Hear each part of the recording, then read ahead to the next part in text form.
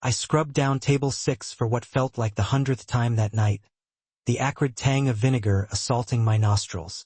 The digital clock above the kitchen door blinked 9:47 p.m. and the Rosewood Diner was mired deep in what Kayla called a ghost shift. One of those freakishly quiet November evenings when the usual hordes of hungry customers simply vanished. A paltry 4 tables were occupied in a space designed to comfortably seat 40. "You're gonna scrub right through that laminate if you keep at it, Hannah," Kayla said, materializing at my elbow. She held a half-empty coffee pot in one hand and her phone in the other, her usually immaculate blonde ponytail coming undone, wisps framing her face like stray sunbeams. "Seriously, honey, it's clean. Pristine. It's been clean since the last 3 times you attacked it." I set the damp rag down, noticing for the first time that my hands were trembling ever so slightly. 2 years I'd worked at the Rosewood, and I still couldn't handle the quiet of a slow shift.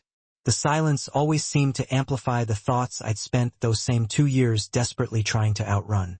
"Sorry," I mumbled. "Just restless, I guess." "You're always restless." She poured herself a cup of coffee from the pot that had been simmering on the burner since 6 that morning, the aroma bitter and strong. "But tonight you're extra restless. What's rattling around in that pretty head of yours?" Before I could formulate a plausible response, the bell above the entrance door chimed, its cheerful sound incongruous with the sudden knot of dread forming in my stomach. Kayla and I both turned toward the door, and the automatic greeting died in my throat. 3 men had entered, and their arrival transformed the atmosphere of the diner as completely as if someone had flipped a switch from cozy to menacing. The first 2 wore dark, expensive-looking jackets, despite the evening's relative mildness. Their eyes, hard and watchful, methodically scanned the restaurant with a professional weariness that made my stomach clench tighter. But it was the 3rd man who truly commanded attention. He stood at least 6 feet tall, maybe an inch or 2 more, with impossibly black hair, precisely styled, and a charcoal gray suit that looked like it had been tailored directly onto his body. Even from across the room, I could see the sharp, clean line of his jaw, the commanding set of his broad shoulders. He didn't glance around with the casual curiosity of a normal customer. His dark, piercing eyes assessed the space with a sharp, calculating focus that suggested he was cataloging every exit, every potential threat, and every single person present. "Oh no," Kayla whispered beside me, her voice suddenly tight and strained. "Oh no, no, no. Not him." "What? Who is he?" "That's Lucas Valentesi." She grabbed my arm, her fingers digging in hard. "He owns half the buildings in this neighborhood. Maybe more than half. You do not want to be anywhere near him, Hannah.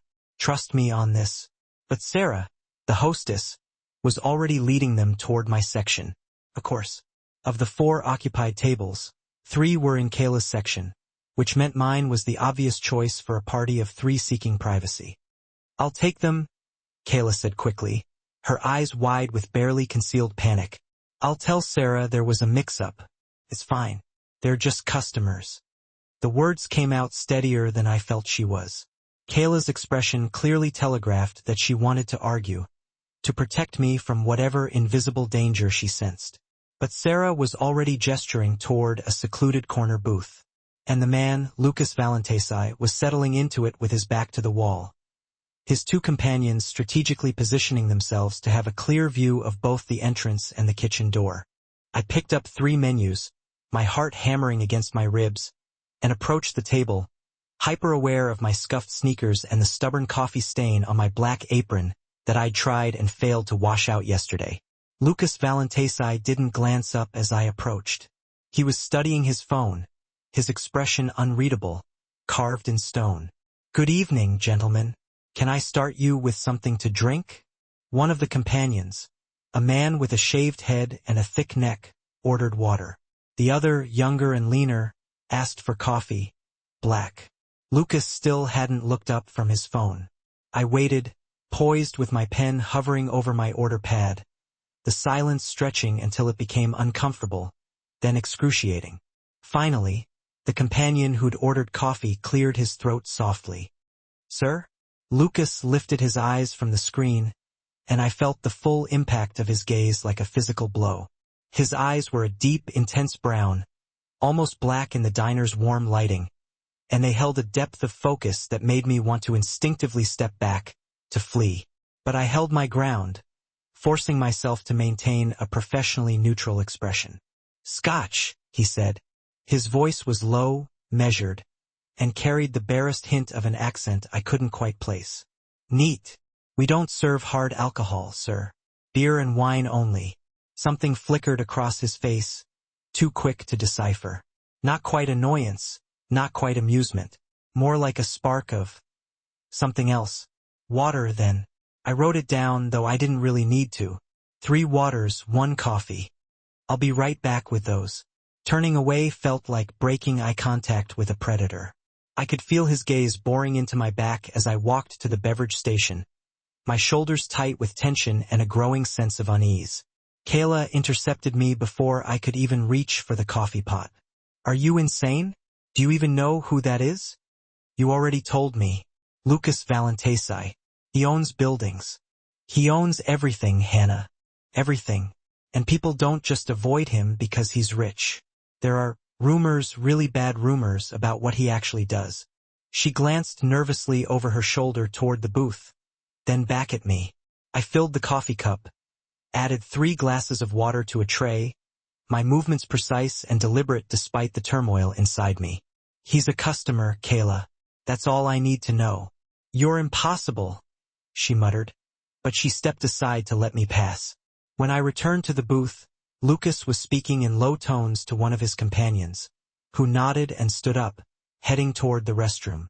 I distributed the drinks, setting Lucas's water down last. As I placed it on the table, my grandmother's locket, the one I'd worn every single day for the past 2 years, chose that exact moment to slip from beneath my collar, where I'd carefully tucked it for safekeeping. I felt the delicate chain catch for a brief instant, then release. The locket tumbled forward, and I grabbed for it instinctively, but my clumsy fingers only managed to knock it further away. It bounced once on the edge of the table and landed directly on the placemat in front of Lucas Valentesi. "I'm so sorry," I blurted out, reaching across the table to retrieve it. His hand closed around it first, not aggressively, but with absolute finality. His fingers curled around the small silver oval, and he lifted it, examining it with the same focused attention he'd given the restaurant when he first walked in. "That's mine," I said, trying to keep my voice level, fighting back a sudden wave of panic. "Please." He didn't respond. Instead, with deliberate slowness, he opened the locket. I watched his expression change, the subtle shifts amplified by the intensity of his gaze. It was a tightening around his eyes, a barely perceptible muscle jumping in his jaw. But on a face as controlled as his, those small movements felt seismic. He stared at the photograph inside for what felt like an eternity, but was probably only a handful of seconds. When he finally looked up at me, something in those dark eyes had transformed, hardening into something cold and undeniably dangerous. "Where did you get this?" The question was quiet, but it cut through the ambient noise of the diner like a finely honed blade. At the other table in my section, an elderly couple looked over, frowning. At the counter, Kayla had gone very still, her eyes wide with fear. "It's mine," I repeated, fighting to keep my voice steady. "A friend gave it to me. Now, please, I need it back." "Sit down." "I'm working. I can't sit down." He didn't raise his voice, didn't need to. The authority in those 2 words was absolute, brooking no argument. My legs seemed to fold of their own accord before I'd consciously decided to obey, lowering me into the booth across from him. The vinyl was cold and clammy through my thin work pants. Lucas set the locket on the table between us, still open, the silver tarnished with age. The photograph inside was one I'd looked at 1,000 times. Michael, smiling at the camera, his light brown hair slightly windblown, his eyes crinkled at the corners with genuine happiness. It had been taken on one of our rare day trips to Cape Cod, the salty air and sunshine captured in that single perfect moment.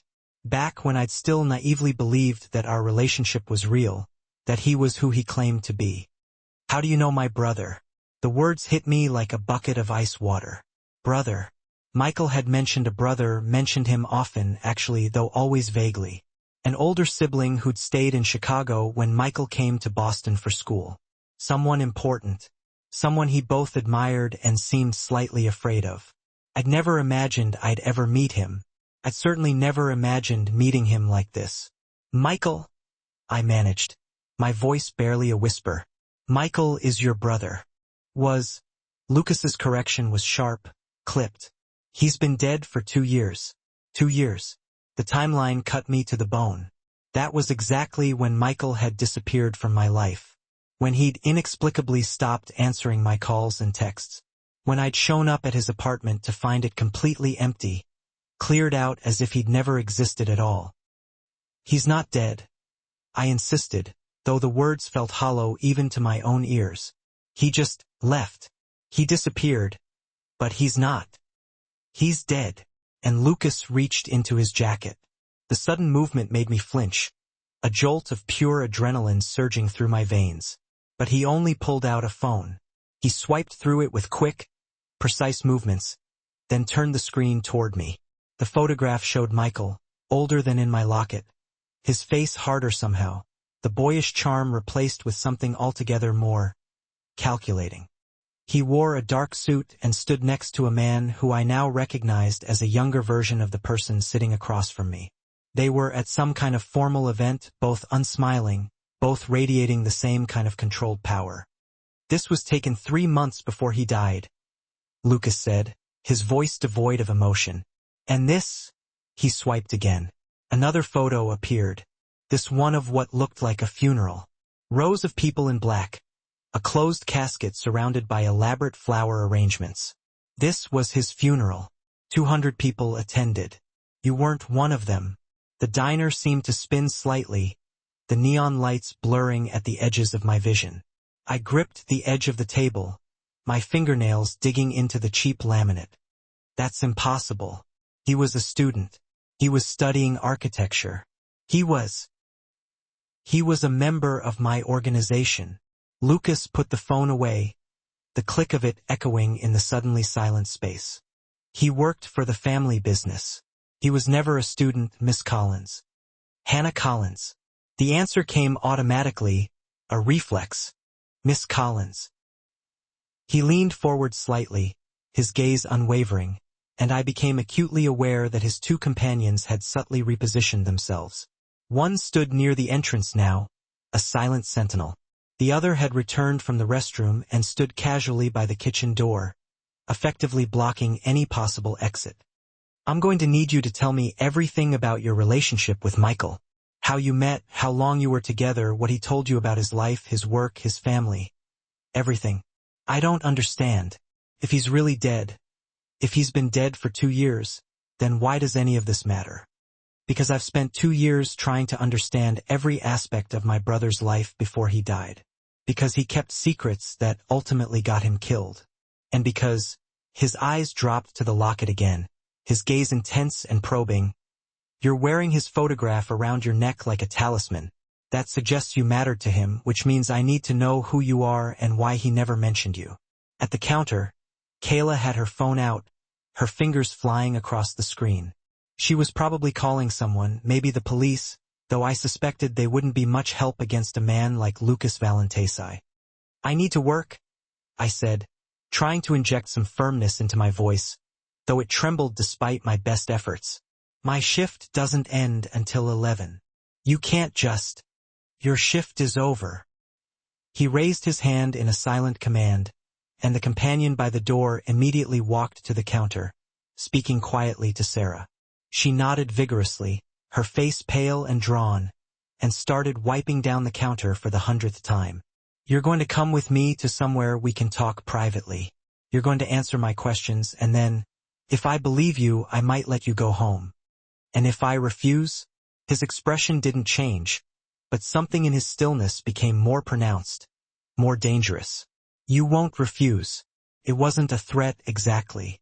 It was simply a statement of fact, delivered with the casual certainty of someone who'd never been denied anything in his life. Kayla appeared at the end of the booth, her face flushed with a mixture of fear and defiance. "Hannah, you don't have to go anywhere with him," I called. "It's fine, Kayla." I forced the words out, trying to project a calmness I didn't feel. "It's okay. I'll call you later, Hannah. Please." I met her eyes, trying to convey both reassurance and a desperate hope that she'd follow through on whatever call she'd been making. "I'll be fine." She didn't look convinced, but one of Lucas's men, the one who'd been standing by the kitchen, moved toward her with deliberate intent.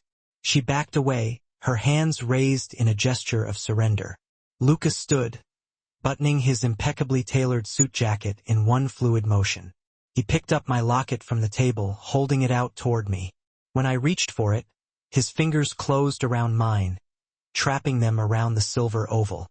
"Don't run," he said softly, his voice a low, dangerous murmur. "Don't scream. Don't make this difficult. Do you understand?" I nodded, not trusting my voice to form words. "Good." He released my hand, and I fumbled the locket back around my neck with shaking fingers, tucking it beneath my shirt, as if that small gesture could somehow offer protection. "Let's go." The walk to the door felt endless, each step amplified by the heavy silence that had fallen over the diner. I could feel every eye in the room following us, the elderly couple, the lone man at table 12, Sarah frozen behind the hostess stand, and Kayla, who looked like she was torn between running after me and calling for help. The November air outside hit my face like a slap after the overheated interior of the diner. November in Chicago could be brutal, and tonight carried the metallic scent of approaching rain.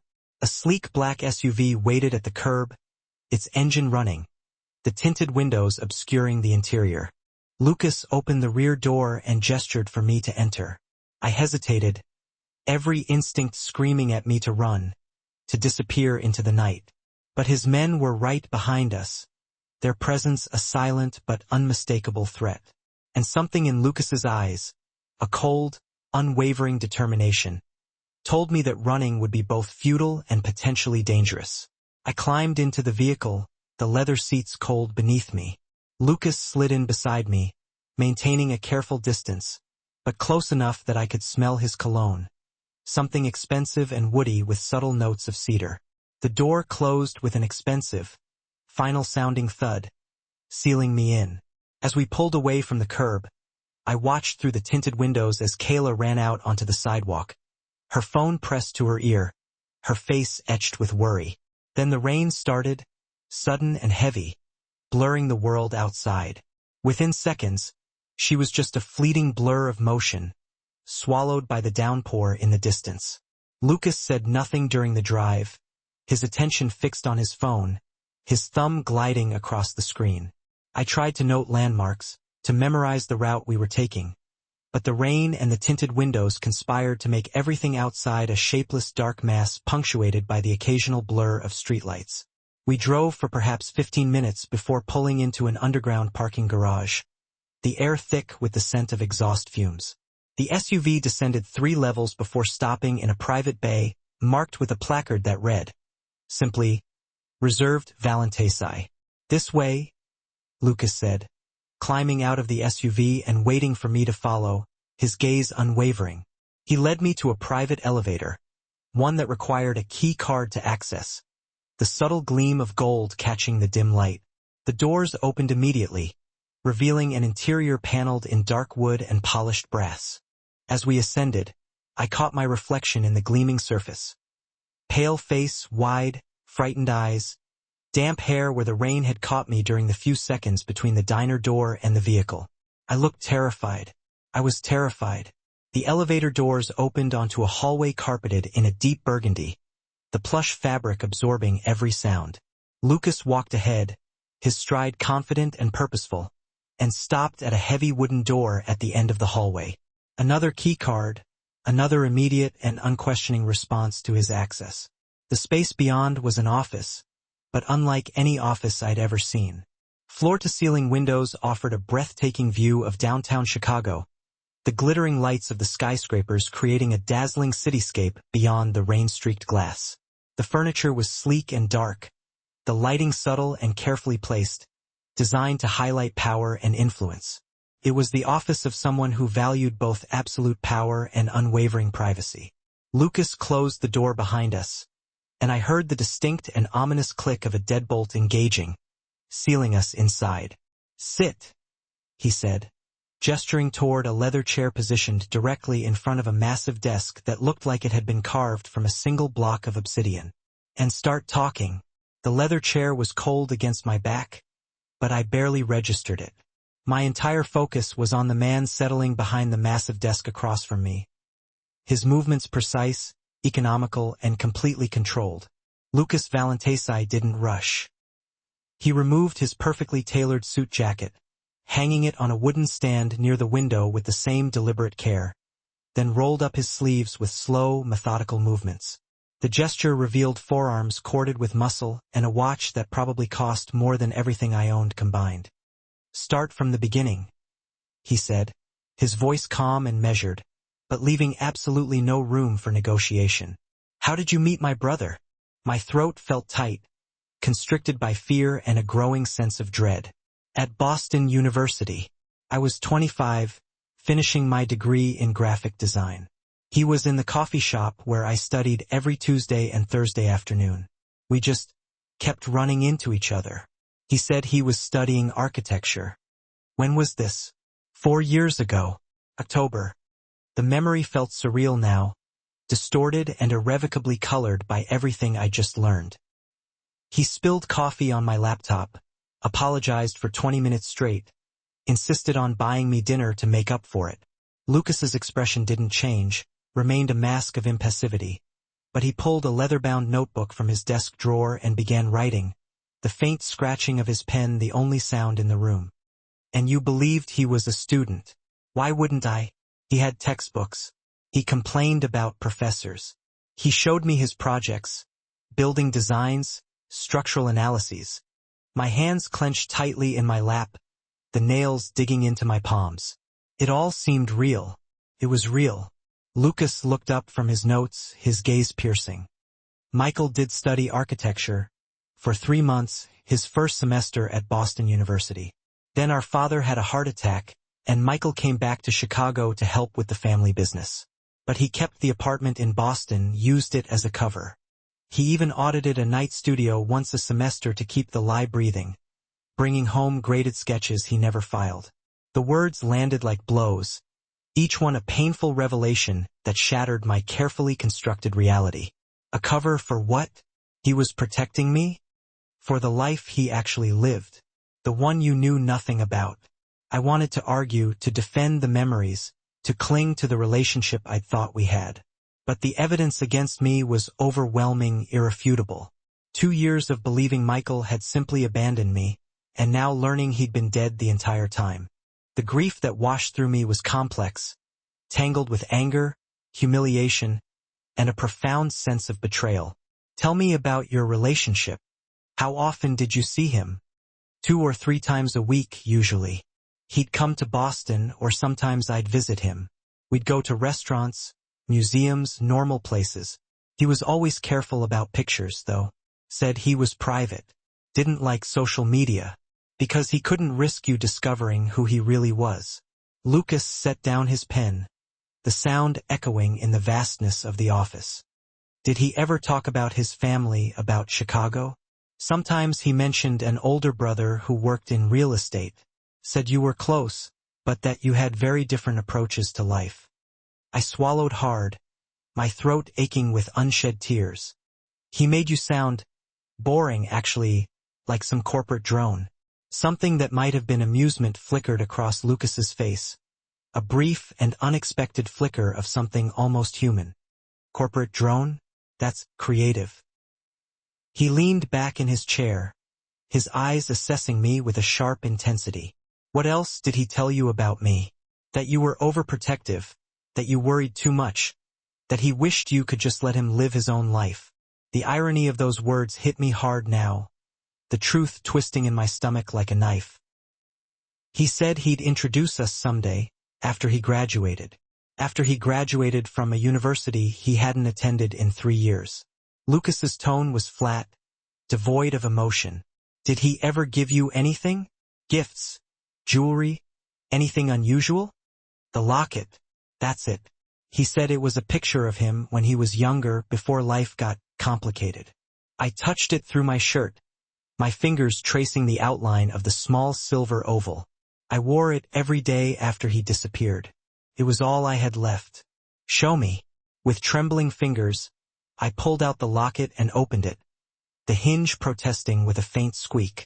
Lucas came around the desk, his movements fluid and silent, studying the photo with an expression I couldn't read, his features carefully composed. Up close, he smelled of expensive cologne and something sharper, more astringent. Coffee, maybe, or the rich leather of his office. This was taken 6 months before he died. He was 28. Lucas touched the edge of the photo with one finger, the gesture surprisingly gentle. He gave this to you when? 3 months before he left. He said he wanted me to remember him the way he really was, not the stressed version I usually saw. My voice cracked, betraying my carefully constructed composure. I thought it was romantic. Now I realize he was preparing me for something. Lucas straightened, moving back behind his desk, reclaiming his position of power. He knew the life he was living was dangerous. Giving you that photo, keeping you separate from his real world. He was trying to protect you. By lying to me for 2 years? Yes. No apology in his tone, just a cold, hard statement of fact. Michael made a lot of mistakes, but keeping you ignorant of what he did was probably the smartest choice he made. The moment you knew, you became a liability, a target.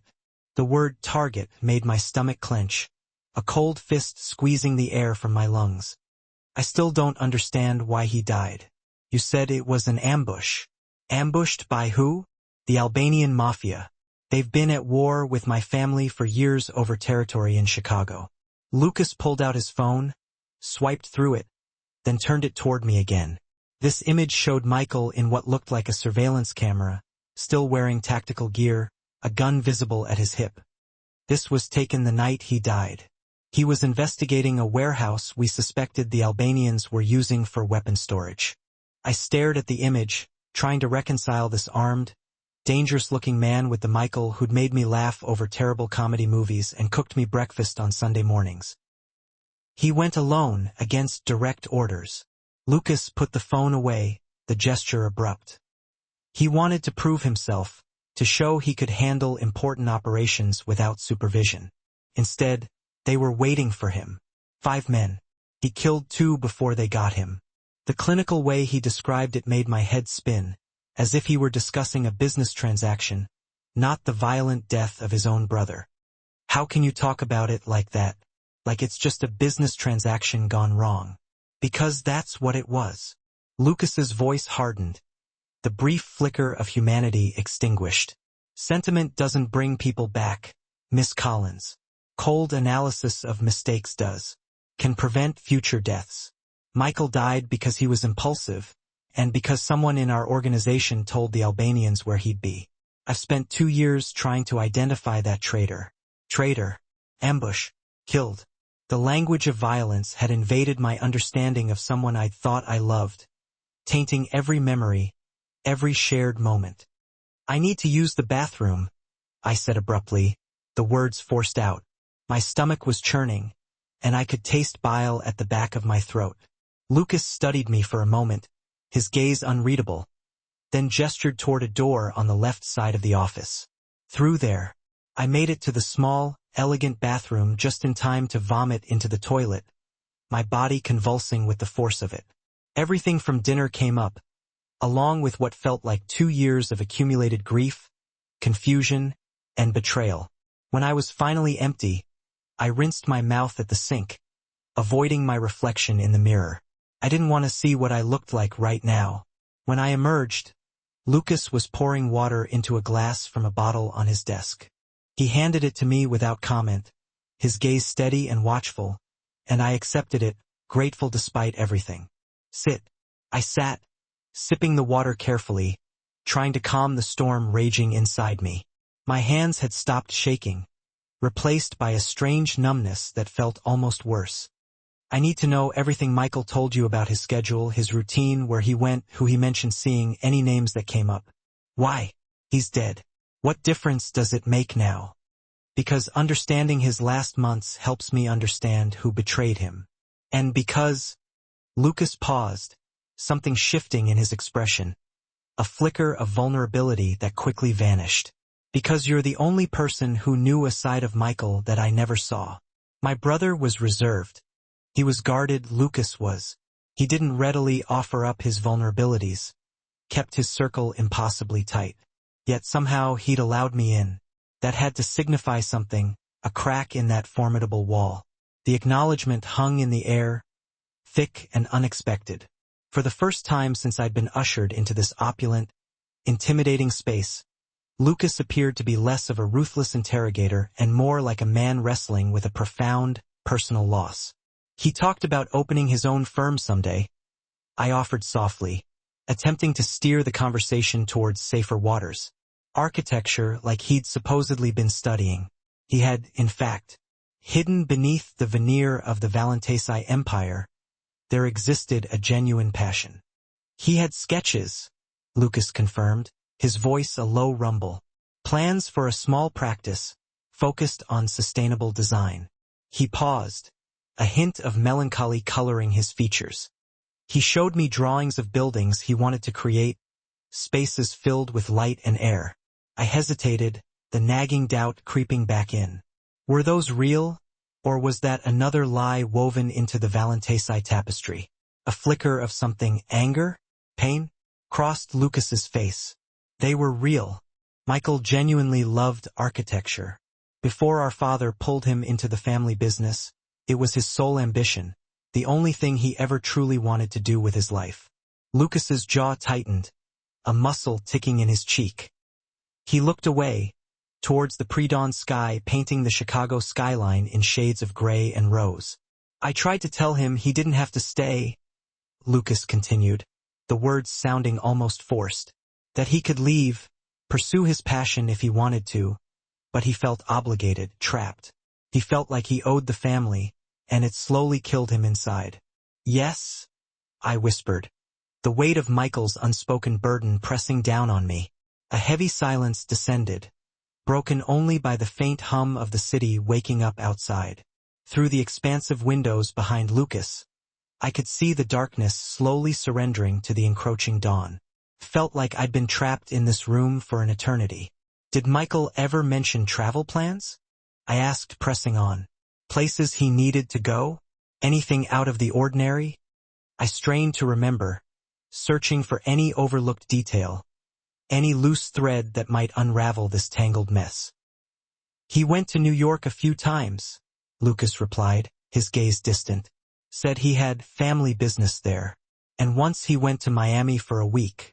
He was vague about it, but I suspected he was setting up new supply routes. My confusion must have been evident, because Lucas offered a grim clarification. The family business isn't just real estate, Miss Collins.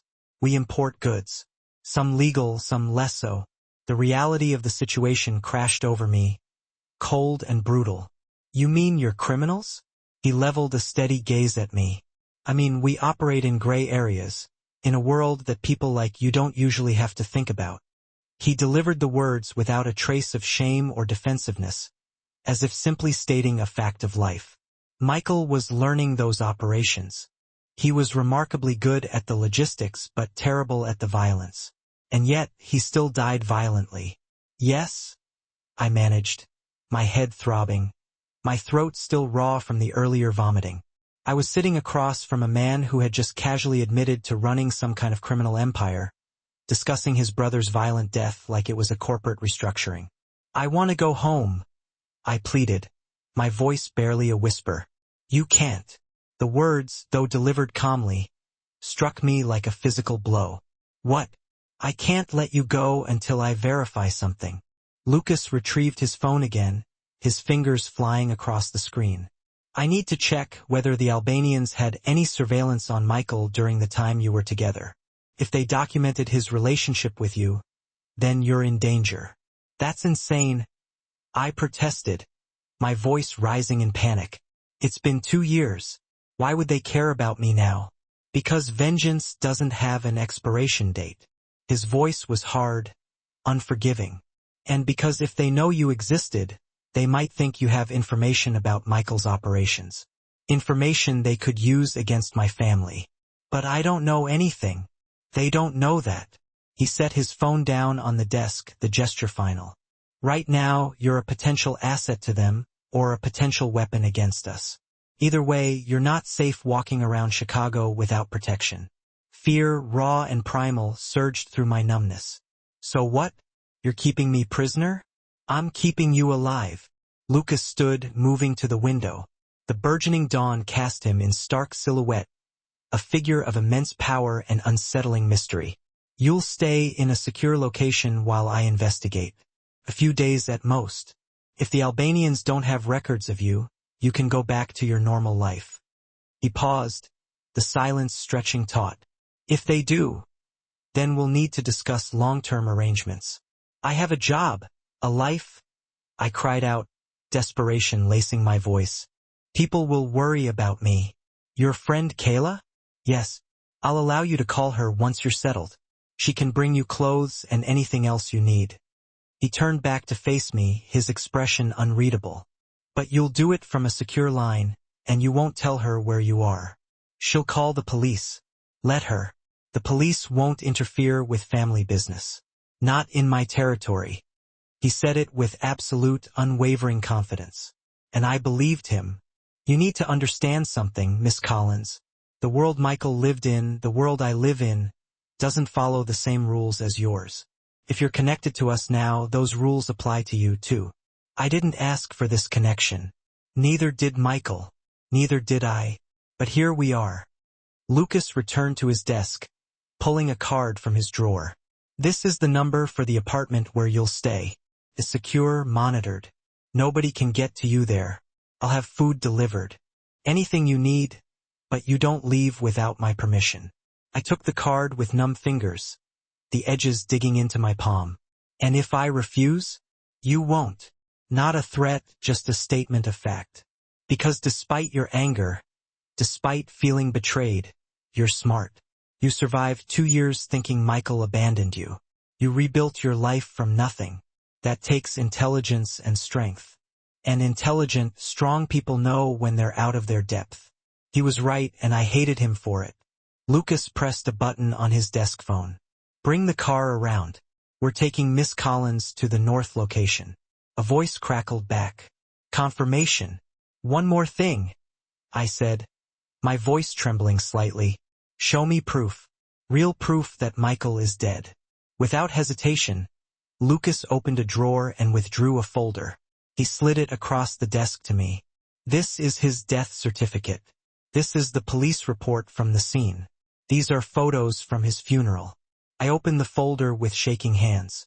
The death certificate was official, embossed with seals, dated exactly 2 years ago to the day Michael had stopped answering my calls. The police report listed cause of death as multiple gunshot wounds. And the photos, rows of people dressed in black, their faces blurred with grief, a casket draped in flowers, a gravestone with Michael Valentesi carved into the marble. Can I keep one? My voice cracked, the question barely audible. A photo from the funeral? Lucas reached into the folder and pulled out a picture of the gravestone. Take this. You deserve to know where he's buried. It's in Oakwood Cemetery, Section 12. I clutched the photo, the tangible proof that Michael was really gone. The grief that crashed over me felt different now, distinct. Not the confused, angry sadness of abandonment, but the clean, sharp pain of permanent loss. I loved him, I whispered, the words laced with a profound ache. Even now, knowing he lied, I still loved who I thought he was. He loved you too. Lucas's voice was gentler than I'd heard it all night. He told me once, near the end, said he'd met someone who made him want to be better than what our family made him.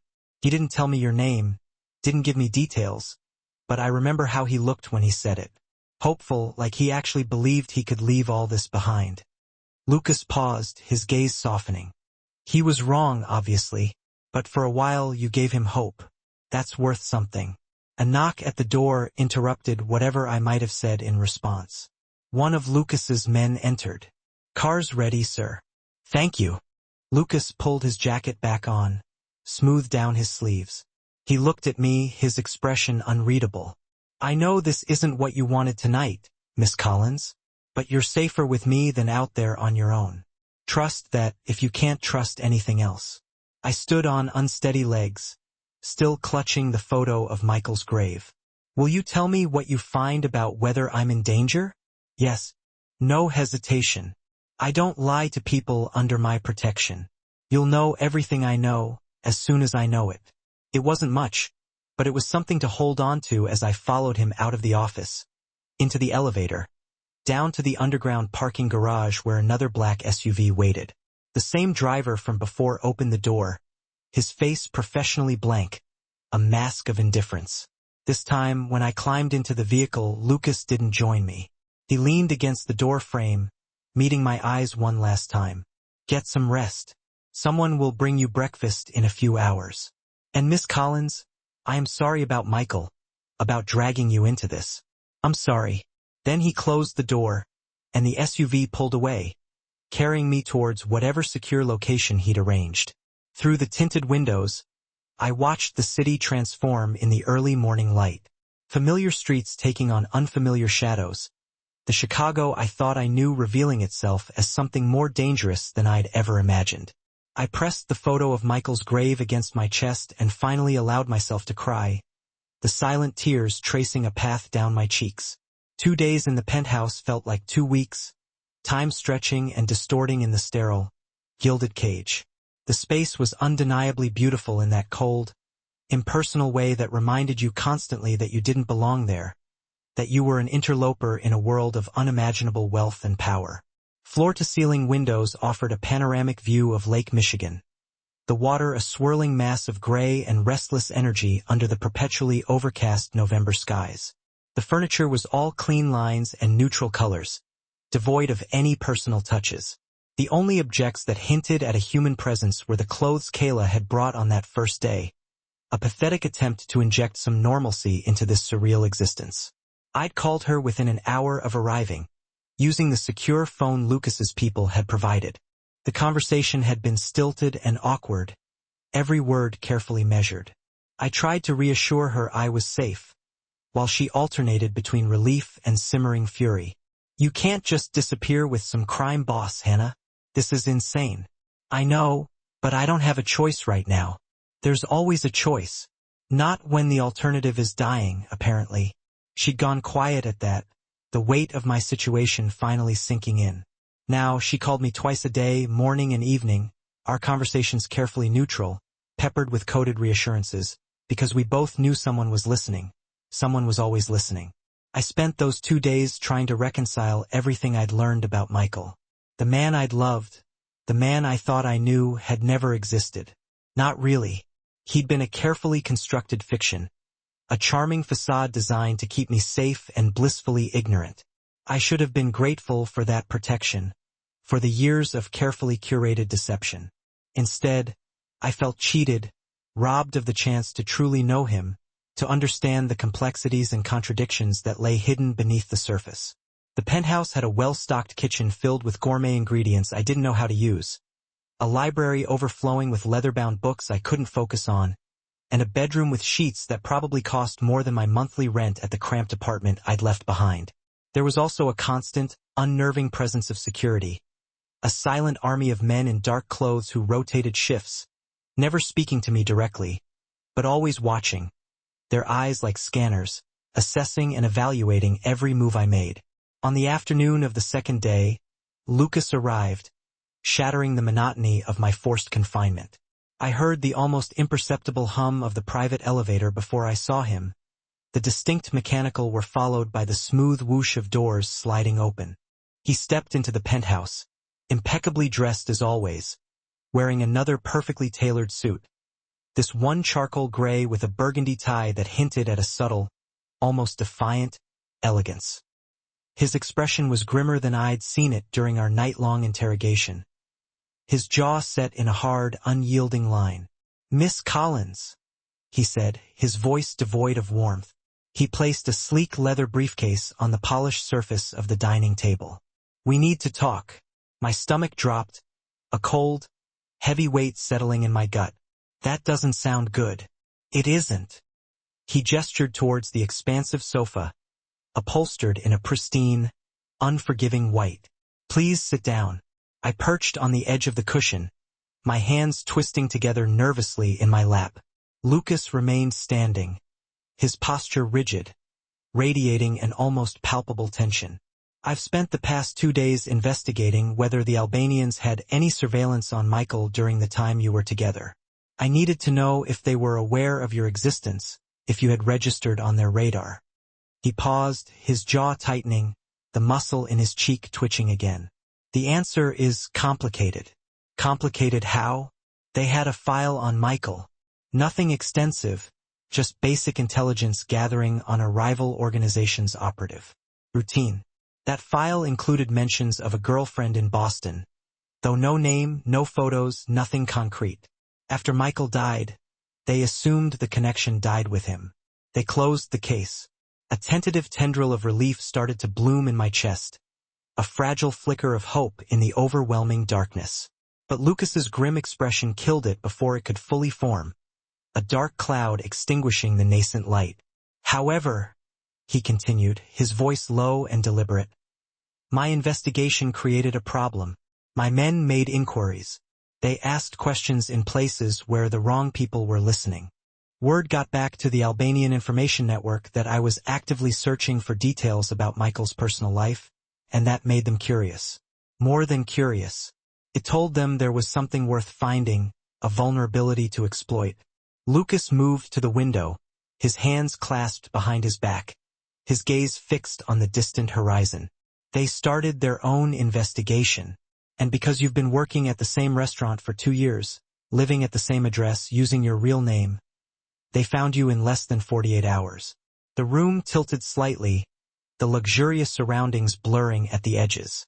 I gripped the arm of the sofa, my knuckles white, struggling to maintain my equilibrium. Found me? How? They have informants throughout the city. Restaurant workers, delivery drivers, small-time hustlers.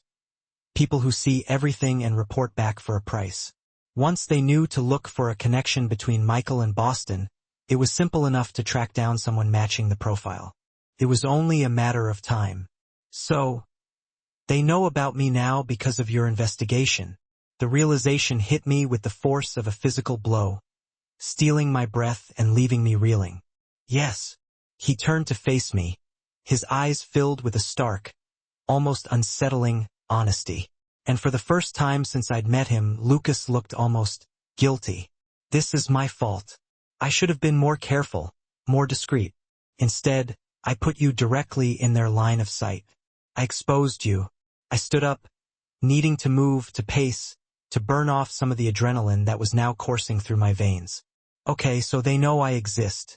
That doesn't mean they'll do anything about it, right? I don't know anything useful. I'm not a threat to them. Your leverage. Lucas pulled his phone from his pocket, his movements swift and decisive. He swiped through it, his fingers dancing across the screen. We intercepted communications between the Albanian cell operating in Chicago and their leadership in New York. They're planning to use you as a bargaining chip in ongoing territory negotiations. He held out the phone, angling the screen towards me. The display showed what looked like a transcript of a text conversation, the language clipped and brutal. Names redacted, of course, but the content horrifyingly clear. Target confirmed. Valentesai's brother's girlfriend lives alone. Minimal security. Easy pickup. When? Tonight? Likely. Lucas lowered the phone, his gaze unwavering. We intercepted this communication 6 hours ago and immediately moved to secure your apartment building. My men stopped 3 Albanians in the parking garage. They had zip ties, chloroform, and a van with the license plates removed. My legs gave out. I sat back down heavily on the sofa, all the air rushing from my lungs. They were really going to kidnap me. They were really going to take me. They were. They would have held you somewhere secure, probably out of state, and used you to pressure me into giving up territory in Chicago. Docks specifically. There's a shipping operation they've wanted access to for years. And if you didn't give them what they wanted... Lucas's silence was answer enough. painting a vivid picture of the potential consequences. "Oh God," I whispered, pressing my hands to my face, trying to breathe through the panic that was now threatening to overwhelm me. "This can't be happening. This is insane. Welcome to the world Michael tried to keep you out of."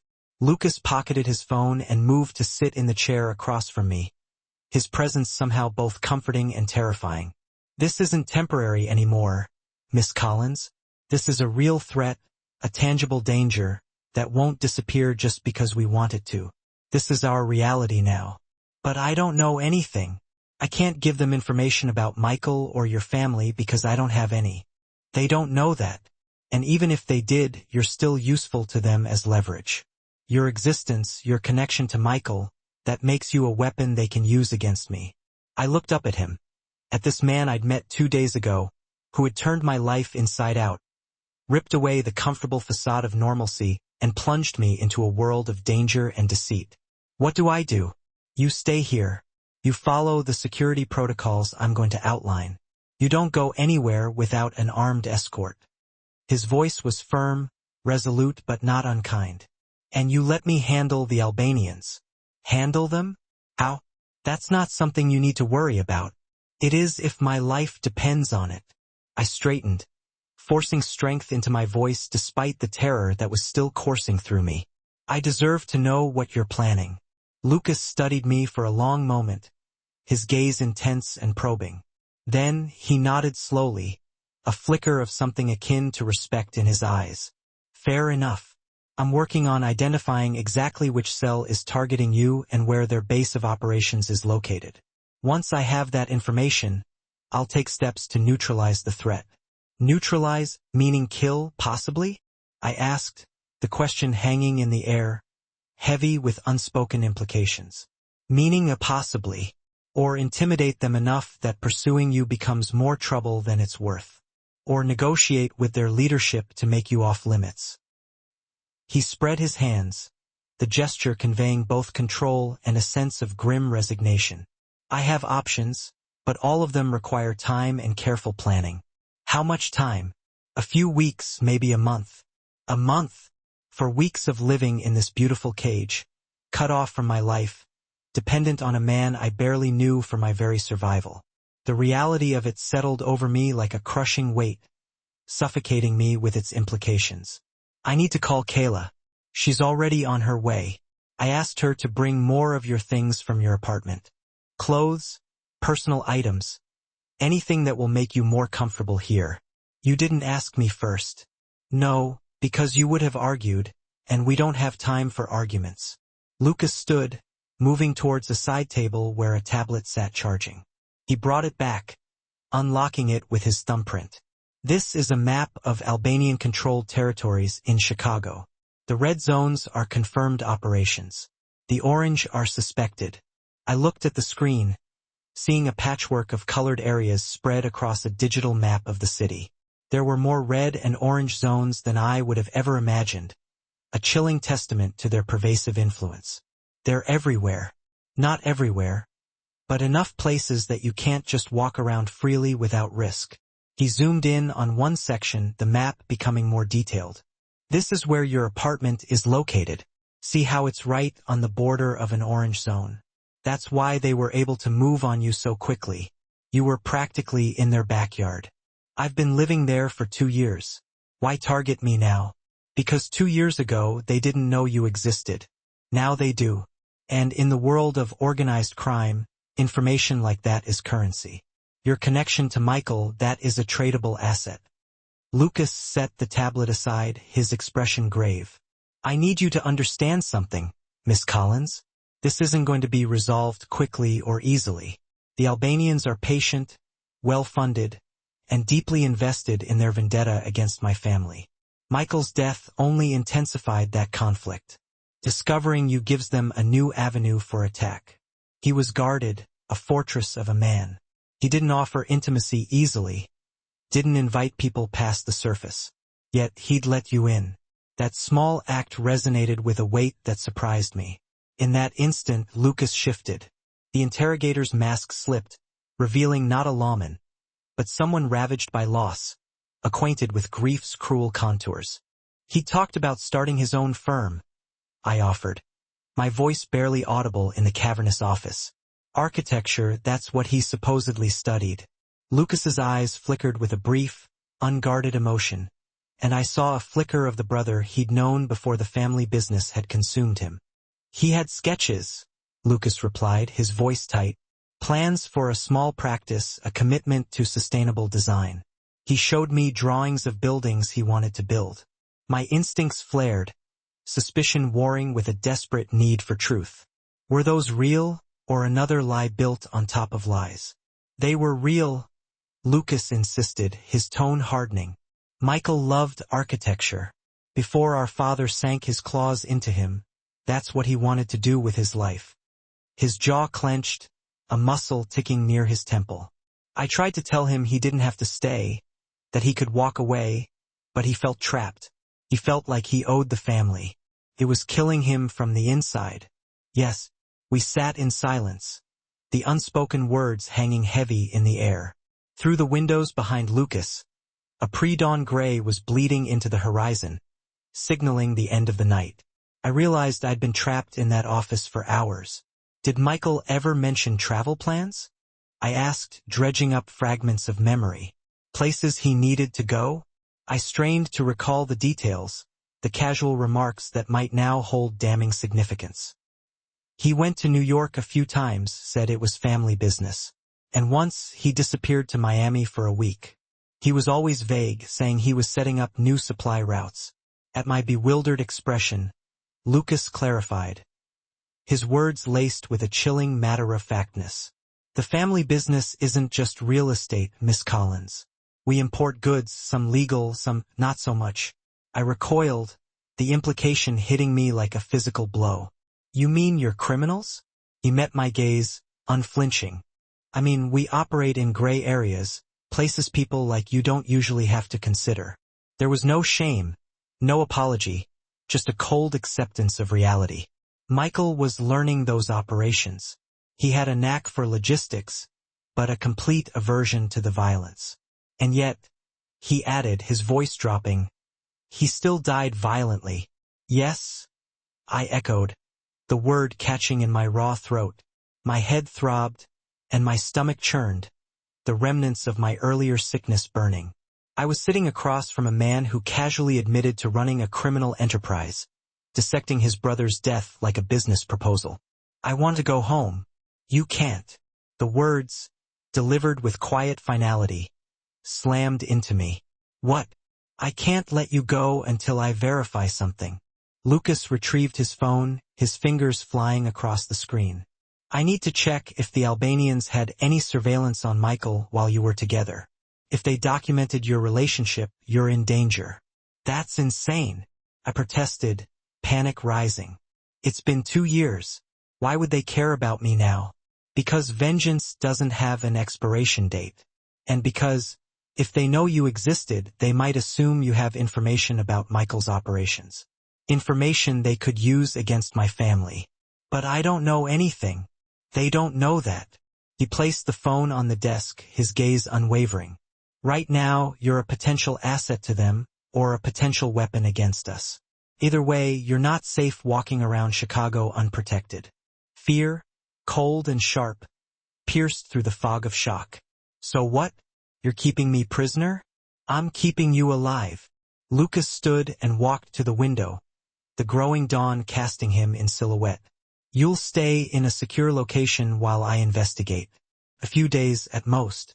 If the Albanians have no record of you, you can go back to your normal life. He paused, his voice dropping. If they do, then we'll need to discuss long-term arrangements. I have a job, a life. People will worry. Your friend, Kayla? Yes. I'll allow you to call her, once you're settled. She can bring you clothes, whatever you need. But you'll do it from a secure line, and you won't tell her where you are. She'll call the police. Let her. The police won't interfere with family business. Not in my territory. His certainty was absolute, chilling. You need to understand something, Miss Collins. The world Michael lived in, the world I live in, doesn't follow the same rules as yours. If you're connected to us now, those rules apply to you too. I didn't ask for this connection. Neither did Michael. Neither did I. But here we are. Lucas returned to his desk and pulled a card from a drawer. This is the number for the apartment where you'll stay. It's secure, monitored. Nobody can get to you there. I'll have food delivered. Anything you need, but you don't leave without my permission. I took the card, my fingers numb. And if I refuse? You won't. It wasn't a threat, just a statement of fact. Because despite your anger, despite feeling betrayed, you're smart. You survived 2 years thinking Michael abandoned you. You rebuilt your life from nothing. That takes intelligence and strength. And intelligent, strong people know when they're out of their depth. He was right, and I hated him for it. Lucas pressed a button on his desk phone. Bring the car around. We're taking Miss Collins to the north location. A crackled voice responded. Confirmation. One more thing. I said, my voice tight. Show me proof. Real proof that Michael is dead. Without hesitation, Lucas opened a drawer and pulled out a folder. He slid it across the desk. This is his death certificate. This is the police report from the scene. These are photos from his funeral. My hands trembled as I opened the folder. The death certificate was official, embossed with seals, dated exactly 2 years ago, the day Michael had vanished. The police report listed the cause of death as multiple gunshot wounds. And then the photos. Rows of people in black, faces blurred with grief. A casket surrounded by flowers. A gravestone etched with the words, Michael Valentesi. Can I keep one? My voice cracked. A photo from the funeral. Lucas extracted a picture of the gravestone. Take this. You deserve to know where he's buried. It's in Oakwood Cemetery, Section 12. I clutched the photo, this tangible evidence of Michael's permanent absence. The grief that washed over me was different now. Not the confused, angry sadness of abandonment, but the clean, sharp pain of irreversible loss. I loved him, I whispered. Even now, knowing the lies, I still loved the man I thought he was. He loved you too. Lucas's voice was softer than I'd heard it all night. He told me once, near the end, said he'd met someone who made him want to be better than what our family made him. He didn't tell me your name, didn't give me details, but I remember how he looked when he said it. Hopeful, like he actually believed he could leave all this behind. Lucas paused. He was wrong, obviously, but for a while you gave him hope. That's worth something. A knock at the door interrupted whatever response I might have offered. One of Lucas's men entered. Car's ready, sir. Thank you. Lucas straightened his jacket, smoothed his sleeves. He looked at me, his expression unreadable. I know this isn't what you wanted tonight, Miss Collins, but you're safer with me than out there on your own. Trust that if you can't trust anything else. I stood on unsteady legs, still clutching the photo of Michael's grave. Will you tell me what you find? About whether I'm in danger? Yes. No hesitation. I don't lie to people under my protection. You'll know everything I know, as soon as I know it. It wasn't much, but it was something to cling to as I followed him out of the office, into the elevator, down to the underground parking, where another black SUV waited.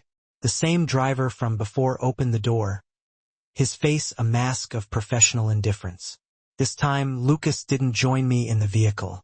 He leaned against the door frame, meeting my eyes one last time. Get some rest. Someone will bring you breakfast in a few hours. And Miss Collins, he said, his voice low. I am sorry about Michael, about dragging you into this.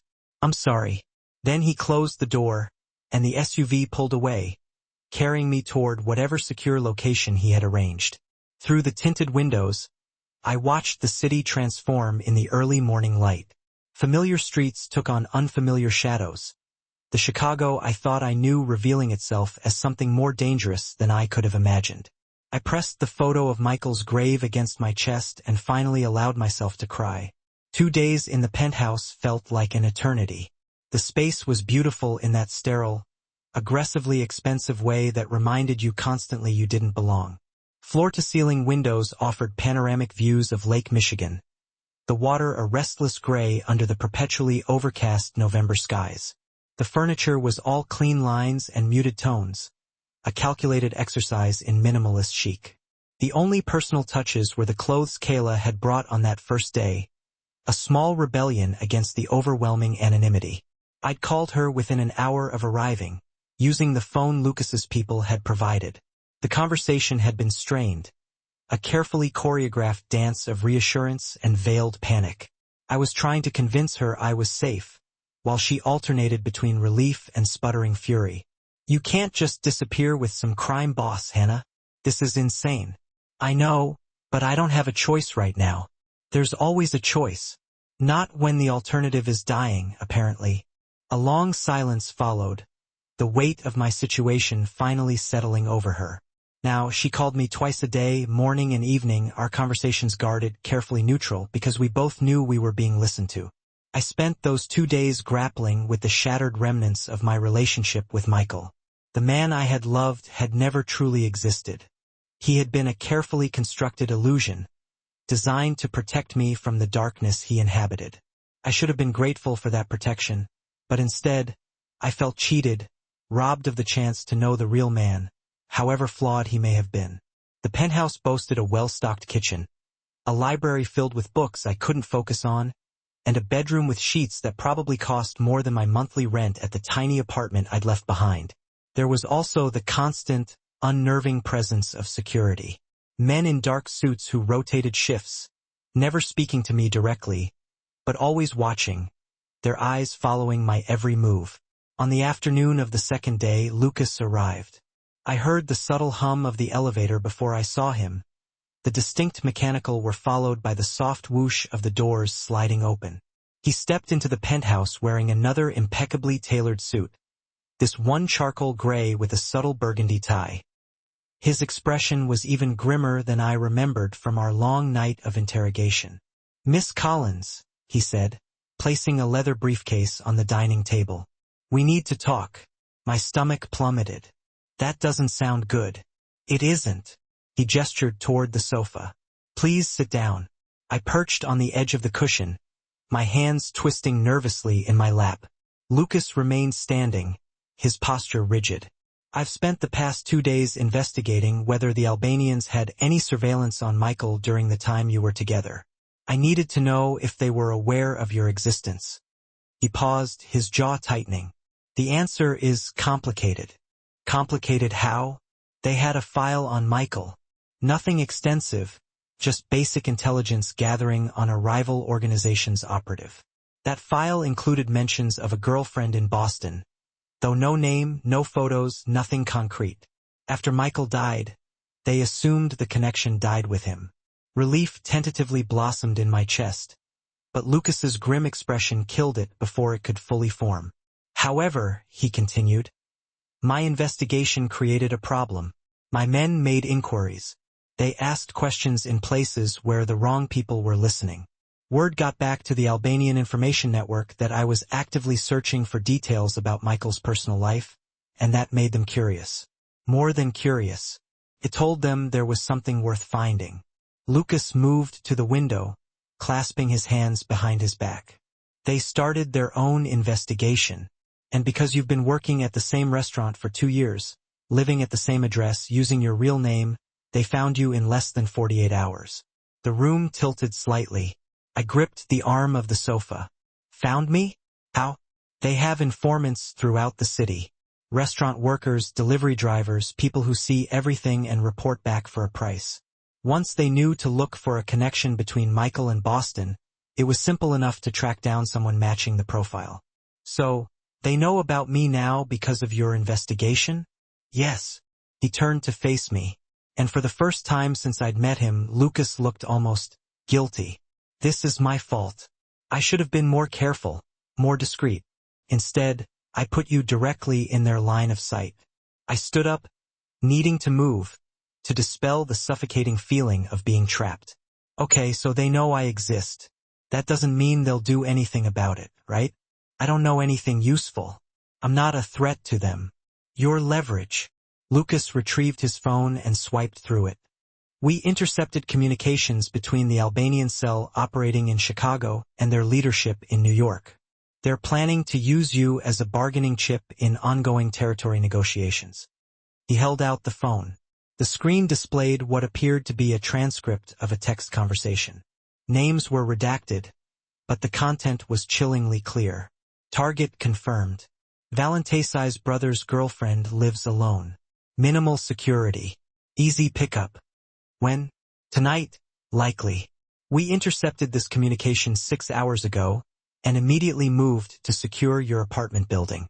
My men stopped 3 Albanians in the parking garage. They had zip ties, chloroform, and a van with the license plates removed. My legs gave out. I sat back down heavily, all the air rushing from my lungs. They were really going to kidnap me. They were. They would have held you somewhere secure, probably out of state, and used you to pressure me into giving up territory in Chicago. The docks, specifically. There's a shipping operation they've wanted access to for years. And if you didn't give them what they wanted? Lucas's silence was answer enough. Oh God!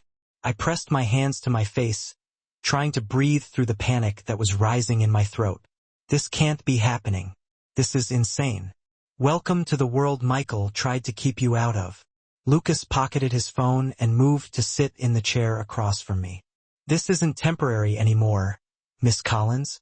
This is a real threat that won't disappear just because we want it to. But I don't know anything. I can't give them information about Michael or your family because I don't have any. They don't know that. And even if they did, you're still useful to them as leverage. Your existence, your connection to Michael, that makes you a weapon they can use against me. I looked up at him. At this man I'd met 2 days ago who had turned my life inside out. What do? You stay here. You follow the security protocols I'm going to outline. You don't go anywhere without armed escort. His voice was firm, but not unkind. And you let me handle the Albanians. Handle them? How? That's not something you need to worry about. It is if my life depends on it. I straightened, forcing strength into my voice despite the terror coursing through me. I deserve to know what you're planning. Lucas studied me for a long moment, then nodded slowly. Fair enough. I'm working on identifying exactly which cell is targeting you and where their base of operations is located. Once I have that information, I'll take steps to neutralize the threat. Neutralize, meaning? Meaning kill, possibly, or intimidate them enough that pursuing you becomes more trouble than it's worth, or negotiate with their leadership to make you off limits. He spread his hands. I have options, but all of them require time and careful planning. How much time? A few weeks, maybe a month. A month? For weeks of living in this beautiful cage, cut off from my life, dependent on a man I barely knew for my survival. The reality of it settled over me like a physical weight. I need to call Kayla. She's already on her way. I asked her to bring more of your things from your apartment. Clothes, personal items, anything that will make you more comfortable here. You didn't ask me first. No, because you would have argued, and we don't have time for arguments. Lucas stood and moved toward a side table where a tablet sat charging. He brought it back, unlocking it with his thumbprint. This is a map of Albanian-controlled territories in Chicago. The red zones are confirmed operations. The orange are suspected. I looked at the screen, seeing a patchwork of colored areas spread across a digital map of the city. There were more red and orange zones than I would have imagined. They're everywhere. Not everywhere, but enough places that you can't just walk around freely without risk. He zoomed in on one section. This is where your apartment is located. See how it's right on the border of an orange zone. That's why they were able to move on you so quickly. You were practically in their backyard. I've been living there for 2 years. Why target me now? Because 2 years ago they didn't know you existed. Now they do. And in the world of organized crime, information like that is currency.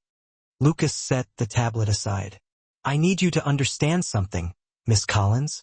This isn't going to be resolved quickly or easily. The Albanians are patient, well-funded, and deeply invested in their vendetta against my family. Michael's death only intensified that. Discovering you gives them a new avenue for attack. So I'm trapped. You're protected. There's a difference. Is there? I heard the bitterness in my own voice. Because from where I'm sitting, it feels pretty similar to being a prisoner. You're alive. His tone hardened. That's the difference. Would you rather I'd left you in your apartment, ignorant of the threat, until 3 men with zip ties showed up at your door? He was right, and I hated it. No, then accept the protection I'm offering. Follow the rules, and trust that I'm doing everything possible to end this situation as quickly as I can. The elevator chimed, and Lucas tensed slightly before relaxing when one of his men emerged, followed by Kayla. She was carrying 2 large duffel bags and looked simultaneously terrified and furious. Hannah! She dropped the bags and rushed to me, pulling me into a crushing hug. Oh my God! Are you okay? Are you hurt? I'm fine. I'm okay. I hugged her back, breathing in the familiar scent of her perfume. I'm sorry I dragged you into this. You didn't drag me anywhere. That did. She pulled back, shooting Lucas a glare that would have intimidated a lesser man. He didn't even blink. Miss Turner, thank you for bringing Hannah's things. Don't thank me. I didn't do it for you. Kayla turned back to me, lowering her voice, though Lucas could obviously still hear. I brought your laptop, some books, all the comfort clothes I could find, and I grabbed those photos from your dresser, the ones of your parents. My throat tightened. My parents had died in a car accident when I was 19, leaving me with little family and even less money. The photos were all I had left of them. Thank you. I also called your landlord and told him you'd be away for a while. Paid next month's rent from your checking account. I hope that's okay. I used the emergency password you gave me. It's fine. It's perfect. I squeezed her hands. What did you tell the others at work? That you had a family emergency and had to leave town suddenly. Sarah asked if it had anything to do with that guy who came in the other night. Kayla's eyes flicked to Lucas. I told her I didn't know. Smart. Lucas stepped forward. Miss Turner, I need you to understand the seriousness of this situation. Hannah is in danger. Real, immediate danger. The less you know about where she is or why, the safer both of you will be. Is that a threat? It's a fact. If the wrong people think you have information, they'll come after you to get it. The best protection you have is genuine ignorance. Kayla's face paled, but she lifted her chin. Then I want you to promise me something. Promise me you'll keep her safe. That you won't let anything happen to her. I promise. No hesitation, no qualification, just flat certainty. She's under my protection now. That means she's as safe as I can make her. And if that's not safe enough, then I'll die keeping her alive. He said it like he was commenting on the weather, casual and absolute. Kayla studied him for a long moment, then nodded. Okay, I believe you. She turned back to me. I need to go. I told my mom I'd be gone an hour max, and I'm already pushing it. Call me tonight, every night until you're home. She hugged me again, whispering in my ear. If you need me, really need me, find a way to let me know. I'll come. I don't care what he says. I nodded against her shoulder, not trusting myself to speak. When she pulled away, her eyes were bright with unshed tears. Lucas had his man escort her back to the elevator. As the doors closed on Kayla's worried face, I felt the weight of isolation settle over me again. She cares about you very much, Lucas observed. She's the only family I have left. She took me in when I first moved to Chicago, let me stay on her couch until I found the apartment, got me the job at the diner. Then I'm glad she's in your life. Everyone needs someone who cares that much. I looked at him sharply, hearing something unexpected in his voice. Did Michael have someone like that besides you? No. He kept people at arm's length. It was part of why he was so good at undercover work. Lucas moved toward the door. I need to get back to my office. There's a meeting with my advisors about the Albanian situation in an hour, but I'll check in tomorrow. Wait. I set down the bag. Thank you for stopping them, for protecting me. I know I've been angry and difficult, but I'm grateful. Really. Something in his expression softened fractionally. You're Michael's legacy, Miss Collins. The last piece of him left in this world. Protecting you is the least I can do to honor his memory." He left before I could respond, the elevator whisking him away and leaving me alone with my thoughts and Kayla's carefully packed bags. I unpacked slowly, finding she'd included not just practical items, but comfort things, too. My favorite blanket, the stuffed bear I'd had since childhood, a bag of the expensive tea I only bought when I felt like splurging. By the time I finished, the sun was setting over the lake, turning the water into molten gold. I stood at the window and thought about Michael, about the life he'd lived and the lies he'd told, about Lucas and his promise to keep me safe, about the Albanians somewhere in the city, planning and scheming and seeing me as nothing more than a tool to be used. 2 days ago, I had been Hannah Collins, 27-year-old waitress with a quiet life and a past I was trying to forget.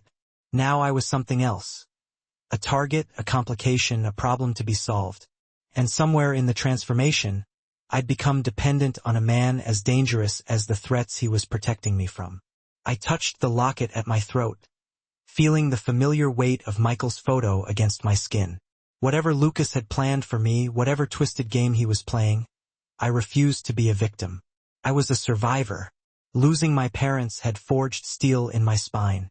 Michael's desertion, and the 2 agonizing years spent picking up the pieces, had taught me resilience. This captivity, this unsettling dance with a dangerous man, would not break me. I would get through it. I had to. 7 days had crawled by since Lucas had confined me to this gilded cage, this penthouse overlooking a city that felt both familiar and impossibly distant. 7 days of staring at the same impeccably decorated walls, attempting to lose myself in books while my mind whirred with unanswered questions and simmering fear. 7 days of strained, hollow phone calls with Kayla, both of us tiptoeing around the truth, pretending that my sudden disappearance was nothing more than an impromptu vacation. The security detail outside my door shifted with monotonous regularity, silent sentinels who offered polite nods but never a word of conversation. I felt like a rare, exotic specimen, carefully curated and displayed within a very expensive terrarium. On the 8th morning, the routine shattered. The hushed silence was broken by the chime of the elevator, and I instinctively turned from the panoramic window, where I'd been listlessly watching the sailboats gliding across Lake Michigan, their bright white sails stark against the pewter-colored water. Lucas entered the living room carrying a polished wooden box, no larger than a briefcase. The shadows under his eyes were deeper than usual, and a subtle tremor seemed to undermine his customary precision. "Miss Collins," he said, his voice a low rumble. "I apologize for my absence. There have been complications with the Albanian situation." Asterisk complications? Asterisk my stomach clenched. Bad complications? Manageable ones. He placed the box carefully on the coffee table, his movements deliberate. "But that is not the reason for my visit. I brought you something that should have been given to you days ago."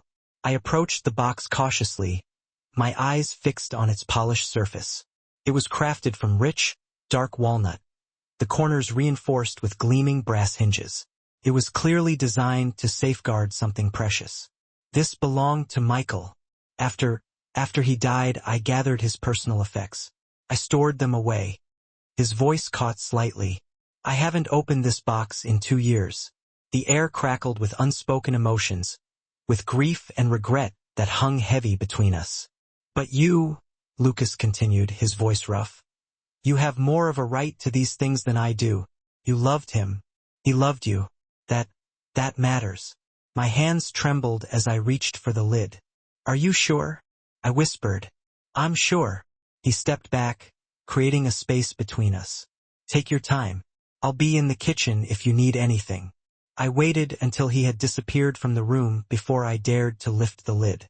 The hinges emitted a soft, mournful creak, and then I was gazing down at fragments of a life I'd only glimpsed, a life I'd never fully known. Lying on top were photographs, countless photographs. Michael at different stages of his life. Childhood snapshots that revealed a striking resemblance to Lucas, the same strong jawline, the same intense gaze. Teenage photos capturing his awkwardness and uncertainty. More recent images, his smile more confident, his eyes full of life. But it was the pictures beneath them that stole my breath and shattered the fragile composure I had been clinging to. Pictures of us. Michael and me, laughing over coffee at our favorite cafe. My head thrown back in unrestrained joy at something he'd said. The two of us sprawled on a blanket in Boston Common, surrounded by a vibrant tapestry of autumn leaves. A candid shot of me absorbed in a book. His gaze fixed on me with an expression of such tenderness that a sharp ache blossomed in my chest. I had never seen these pictures before. I had never known he had taken them. He documented everything? I whispered to the silent room, a lump forming in my throat. Beneath the photos, nestled in a bed of soft velvet, I found his watch. The silver Rolex he had worn every single day we were together. He'd claimed it was a graduation gift from a wealthy, eccentric uncle. Now, knowing what I knew about his life, I realized it probably cost more than I earned in a year. I lifted the watch, feeling its weight in my palm. Without conscious thought, I brought it to my face, inhaling deeply. It still carried the faintest trace of him. That unique blend of expensive cologne and something else. Something indescribably Michael. A sob erupted from deep within me, tearing its way out of my throat before I could suppress it. Then another and another until I was convulsed with weeping, gasping for breath. 2 years of pent-up grief. A dam finally breaking. 2 years of thinking I had been abandoned, when in reality he had been dead. 2 years of loving a ghost. I sank to the floor, the photographs scattering around me like fallen leaves, the watch clutched tightly against my chest. I cried until my throat was raw, my eyes burned, and until there was nothing left inside me but bone-deep exhaustion and a fragile sense of acceptance. That was how Lucas found me. I hadn't heard him approach, lost as I was in the swirling vortex of my grief. One moment I was alone with my sorrow, and the next he was crouching beside me. His face stripped of its usual controlled mask. I'm sorry. I managed to choke out, my voice hoarse and wrecked. I'm getting tears all over your expensive carpet. To hell with the carpet. He sat down beside me, his back against the sofa, close enough that our shoulders almost touched. A silent offer of solidarity. When my mother died, I didn't cry for 6 months. His voice was low and surprisingly gentle. Everyone expected me to be strong, to lead the family through the transition. So I was, and then one day, I found her recipe box in the kitchen, her handwriting on all those little cards, and I fell apart right there on the floor. My father found me an hour later, still sitting in the middle of broken glass from the cup I'd dropped. I looked at him through blurred eyes, the tears still streaming down my face. What did he say? Nothing. He paused. He just sat down next to me, and we stayed there until the sunset. Lucas picked up one of the photographs, the one of Michael and me laughing. You were good for him, Hannah. I can see it in these pictures. He looks happy. Really happy. I don't think I'd seen that expression on his face in years before he met you. He hesitated, his gaze averted. He never told me about you. Not really. Just vague mentions of an older brother who worked too much. I wiped my face with my sleeve, smearing the tears. I thought you were some boring corporate executive. He gave a dry, humorless chuckle. He made it sound like we weren't close. You were very close. But Michael was also very good at compartmentalizing his life. The criminal side, the personal side, the side he showed you. He kept them all separate. Lucas set the photo down carefully. I warned him, you know. I told him it was dangerous to get involved with someone outside our world, that it would end badly one way or another. You were right. I wish I hadn't been. He cleared his throat, the sound unusually raw. He was quiet for a moment, gathering his thoughts. Michael was impulsive. Always had been. Even as a kid, he'd get an idea in his head and just go for it, without thinking through the consequences. Our father used to say he had courage but no caution. That combination makes you either a hero or a corpse. His voice dropped to a whisper. He ended up as both, sort of. I gathered the scattered photographs, stacking them carefully. The tears had slowed, leaving my face tight and blotchy. Tell me about the night he died. The real story. Lucas's jaw tightened. the muscles clenching and unclenching. But he didn't refuse. We'd received intelligence about an Albanian weapons cache in a warehouse on the south side. The plan was to do reconnaissance, gather evidence, and then coordinate a strike with our entire team. But Michael decided he could handle preliminary scouting alone. He went to the warehouse 2 nights before our scheduled operation. Why? I asked, already knowing the answer. Because he wanted to prove he was capable, that he could be more than just Lucas's little brother, or the boss's son. He wanted to earn respect through action. Lucas's hands clenched into fists, his knuckles white. Instead, he walked into a trap. The Albanians knew we were watching that location. He cleared his throat, the sound sharp in the quiet room. They were waiting for someone to make exactly the kind of impulsive move Michael made. He closed his eyes briefly, as if reliving the scene. There were 5 of them, you said. 5 armed men against my 28-year-old brother, who'd been trained in combat, but had never been in a real firefight. Lucas's voice had gone flat, almost robotic, devoid of emotion. The way people become when discussing things too unbearable to feel. He killed 2 before they overwhelmed him. The coroner said he died quickly, if that matters. Gunshot wounds to the chest and head. I flinched at the clinical description, but I'd asked for the truth. Were you there after? I got there 20 minutes too late. Someone in our organization had tipped off the Albanians that Michael was coming. But that same person didn't tell us about the trap until it was already sprung. By the time I arrived with backup, Michael was dead, and the Albanians were gone. That's why you've been looking for the traitor for 2 years. It wasn't a question. Yes. He met my eyes, his gaze unwavering. Whoever gave the Albanians that information killed my brother as surely as if they'd pulled the trigger themselves. And I will find them however long it takes. The intensity in his voice sent a shiver down my spine. This wasn't just about justice. This was personal. A vendetta fueled by grief and carried out with cold, patient determination. Does revenge make it hurt less? I asked quietly. No, but it gives the pain purpose. Lucas stood, moving to the window where I'd been earlier. He stared out at the lake, his expression unreadable. Michael was the best of our family. He had compassion, idealism, hope that things could be different. I tried to protect those qualities in him. He cleared his throat. To let him hold on to his humanity, even while working in an inhuman business. I failed. You didn't fail. He made his own choices. Choices influenced by the world I brought him into. He turned back to face me, his eyes filled with a deep, aching sadness. If I'd been stronger, if I'd refused to let our father pull him into the organization, Michael would probably be designing buildings right now instead of buried in Oakwood Cemetery. You'd be planning a wedding instead of hiding in my apartment because I made you a target. I got to my feet, my bones aching from sitting on the floor.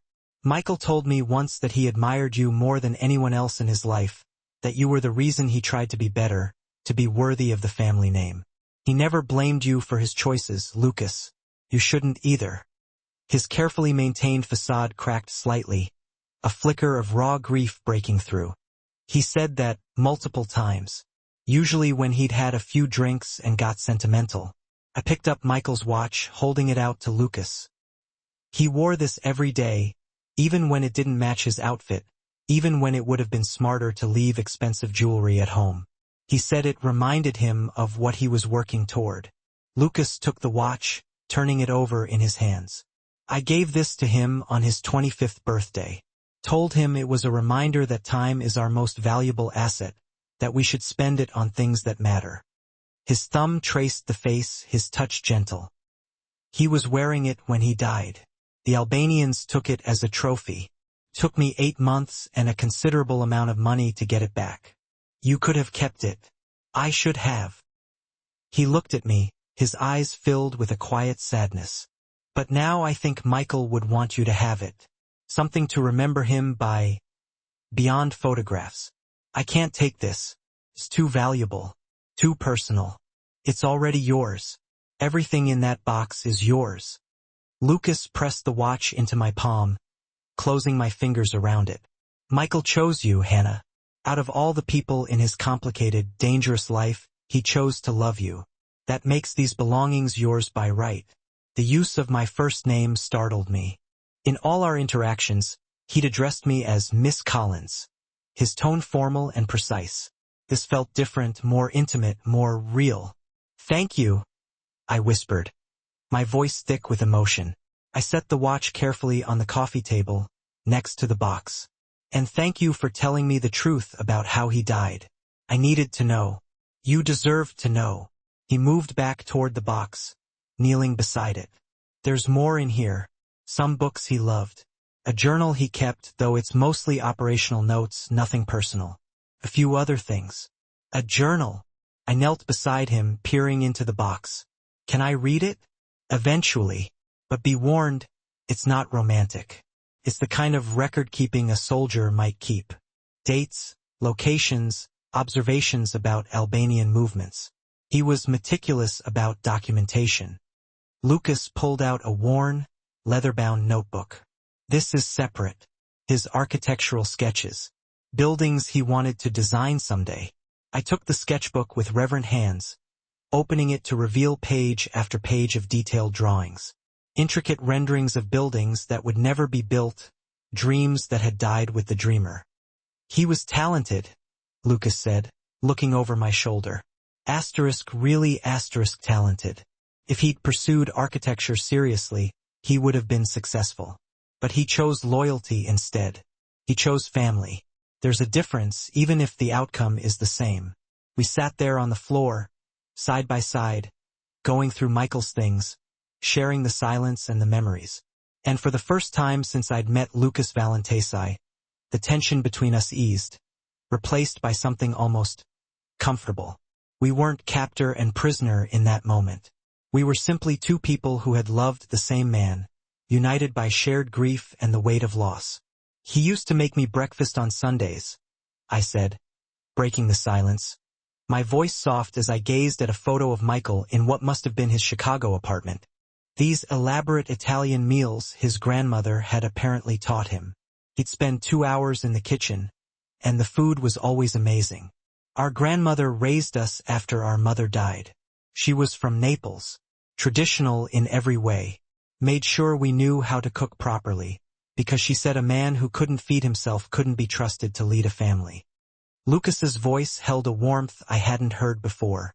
Michael was her favorite. She used to say he had gentle hands, perfect for making pasta. "He never talked about your parents much. Our father is alive, but distant. Our mother died when I was 12 and Michael was 7. Car accident. Though looking back, I'm not certain it was truly accidental." He said it matter-of-factly, without inflection. But I heard the old pain underneath, the echo of a loss that had shaped his entire life. She was the heart of our family. After she was gone, everything became colder, more business-focused. "I'm sorry," I said, not knowing what else to say. "So am I." He stood, brushing off his pants. "I should go. I have meetings this afternoon about security arrangements. But I wanted to make sure you had these things, that you knew Michael kept pieces of your relationship, even though he never told anyone about you." "Why didn't he tell anyone?" "I mean, because the moment we knew about you, you became a potential weakness, an asset that could be exploited." Lucas moved toward the elevator, his gaze intense. "In our world, the things you love are the things that can destroy you. Michael understood that. He kept you secret to keep you safe. It didn't work. No, but it delayed the danger by 2 years. That's not nothing." He paused at the elevator, his hand hovering over the call button. "I'll be back tomorrow. And Hannah," he said, his voice softer, "it's okay to grieve. Don't hold it back on my account or anyone else's. Michael deserves your tears." The elevator doors slid closed before I could respond, leaving me alone in the silence. I turned back to the box of belongings, to the photographs and sketches, and the watch that smelled like someone I'd loved. The someone I'd never really known, but had loved anyway. I spent the rest of the afternoon organizing everything, carefully arranging the photographs and sketches on the coffee table, creating a makeshift shrine to a life cut short. As evening fell and the security detail changed shifts outside, I sat cross-legged on the floor with Michael's architectural sketchbook open in my lap, tracing the lines he'd drawn with my fingertips, imagining the buildings he would have created.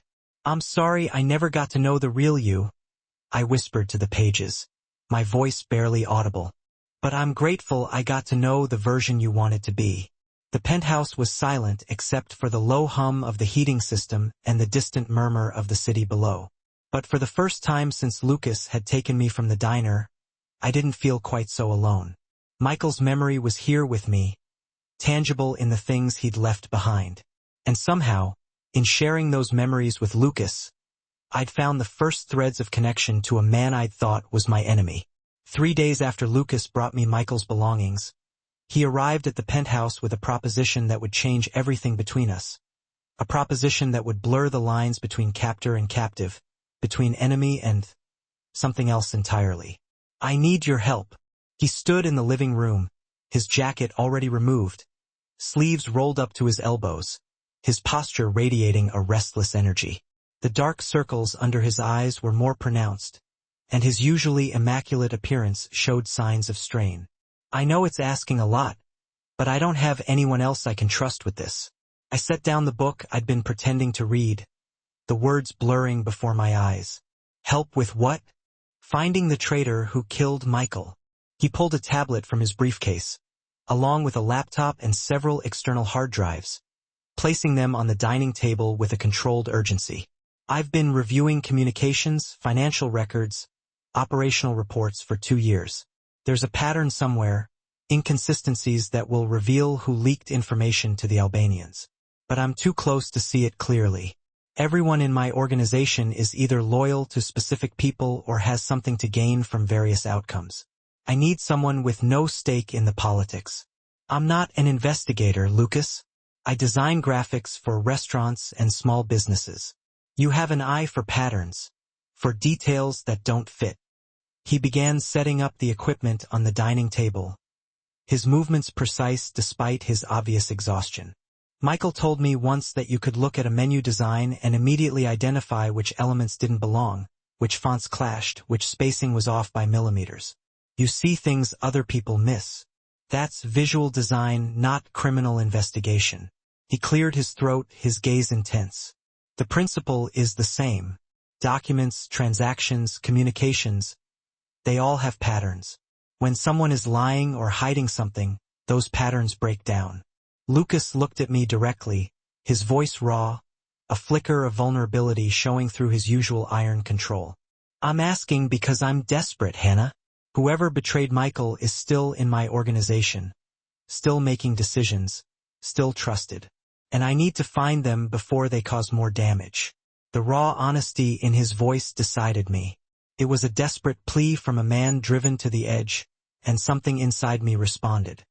"What do you need me to do?" Relief washed over his features, softening the hard lines around his mouth. "Come to my office. Review everything with me. Use that eye for detail to find what I've been missing." An hour later, I sat in Lucas's office downtown, surrounded by a dizzying array of monitors displaying spreadsheets, communication logs, and operational reports. The space was as impressive as I remembered, a monument to wealth and power. Floor-to-ceiling windows offered a breathtaking panorama of Chicago, the city sprawling beneath us like a glittering tapestry.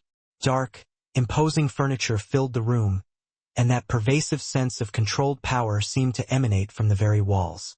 Lucas brought me coffee, showed me how to navigate the encrypted files, and then sat beside me at the conference table he'd converted into a makeshift workspace, his presence radiating a quiet intensity. "These are all communications from the month before Michael died. Every text, email, and phone call we have records of between our key operatives." He pulled up document after document, scrolling through endless lines of code and encrypted messages. Michael was investigating Albanian operations on the south side. The warehouse where he died wasn't random. Someone told them exactly when he'd be there. I studied the screens, letting my eyes unfocus slightly, the way I did when examining complex designs, searching for the one element that felt out of place, the jarring note that disrupted the harmony. Who knew Michael was going to that warehouse? Officially, Just me and my top 5 lieutenants. But information spreads in any organization. Someone could have overheard, guessed, been told secondhand. Lucas rubbed his face tiredly, his expression grim. That's the problem. Too many possible leak points. So we work backwards.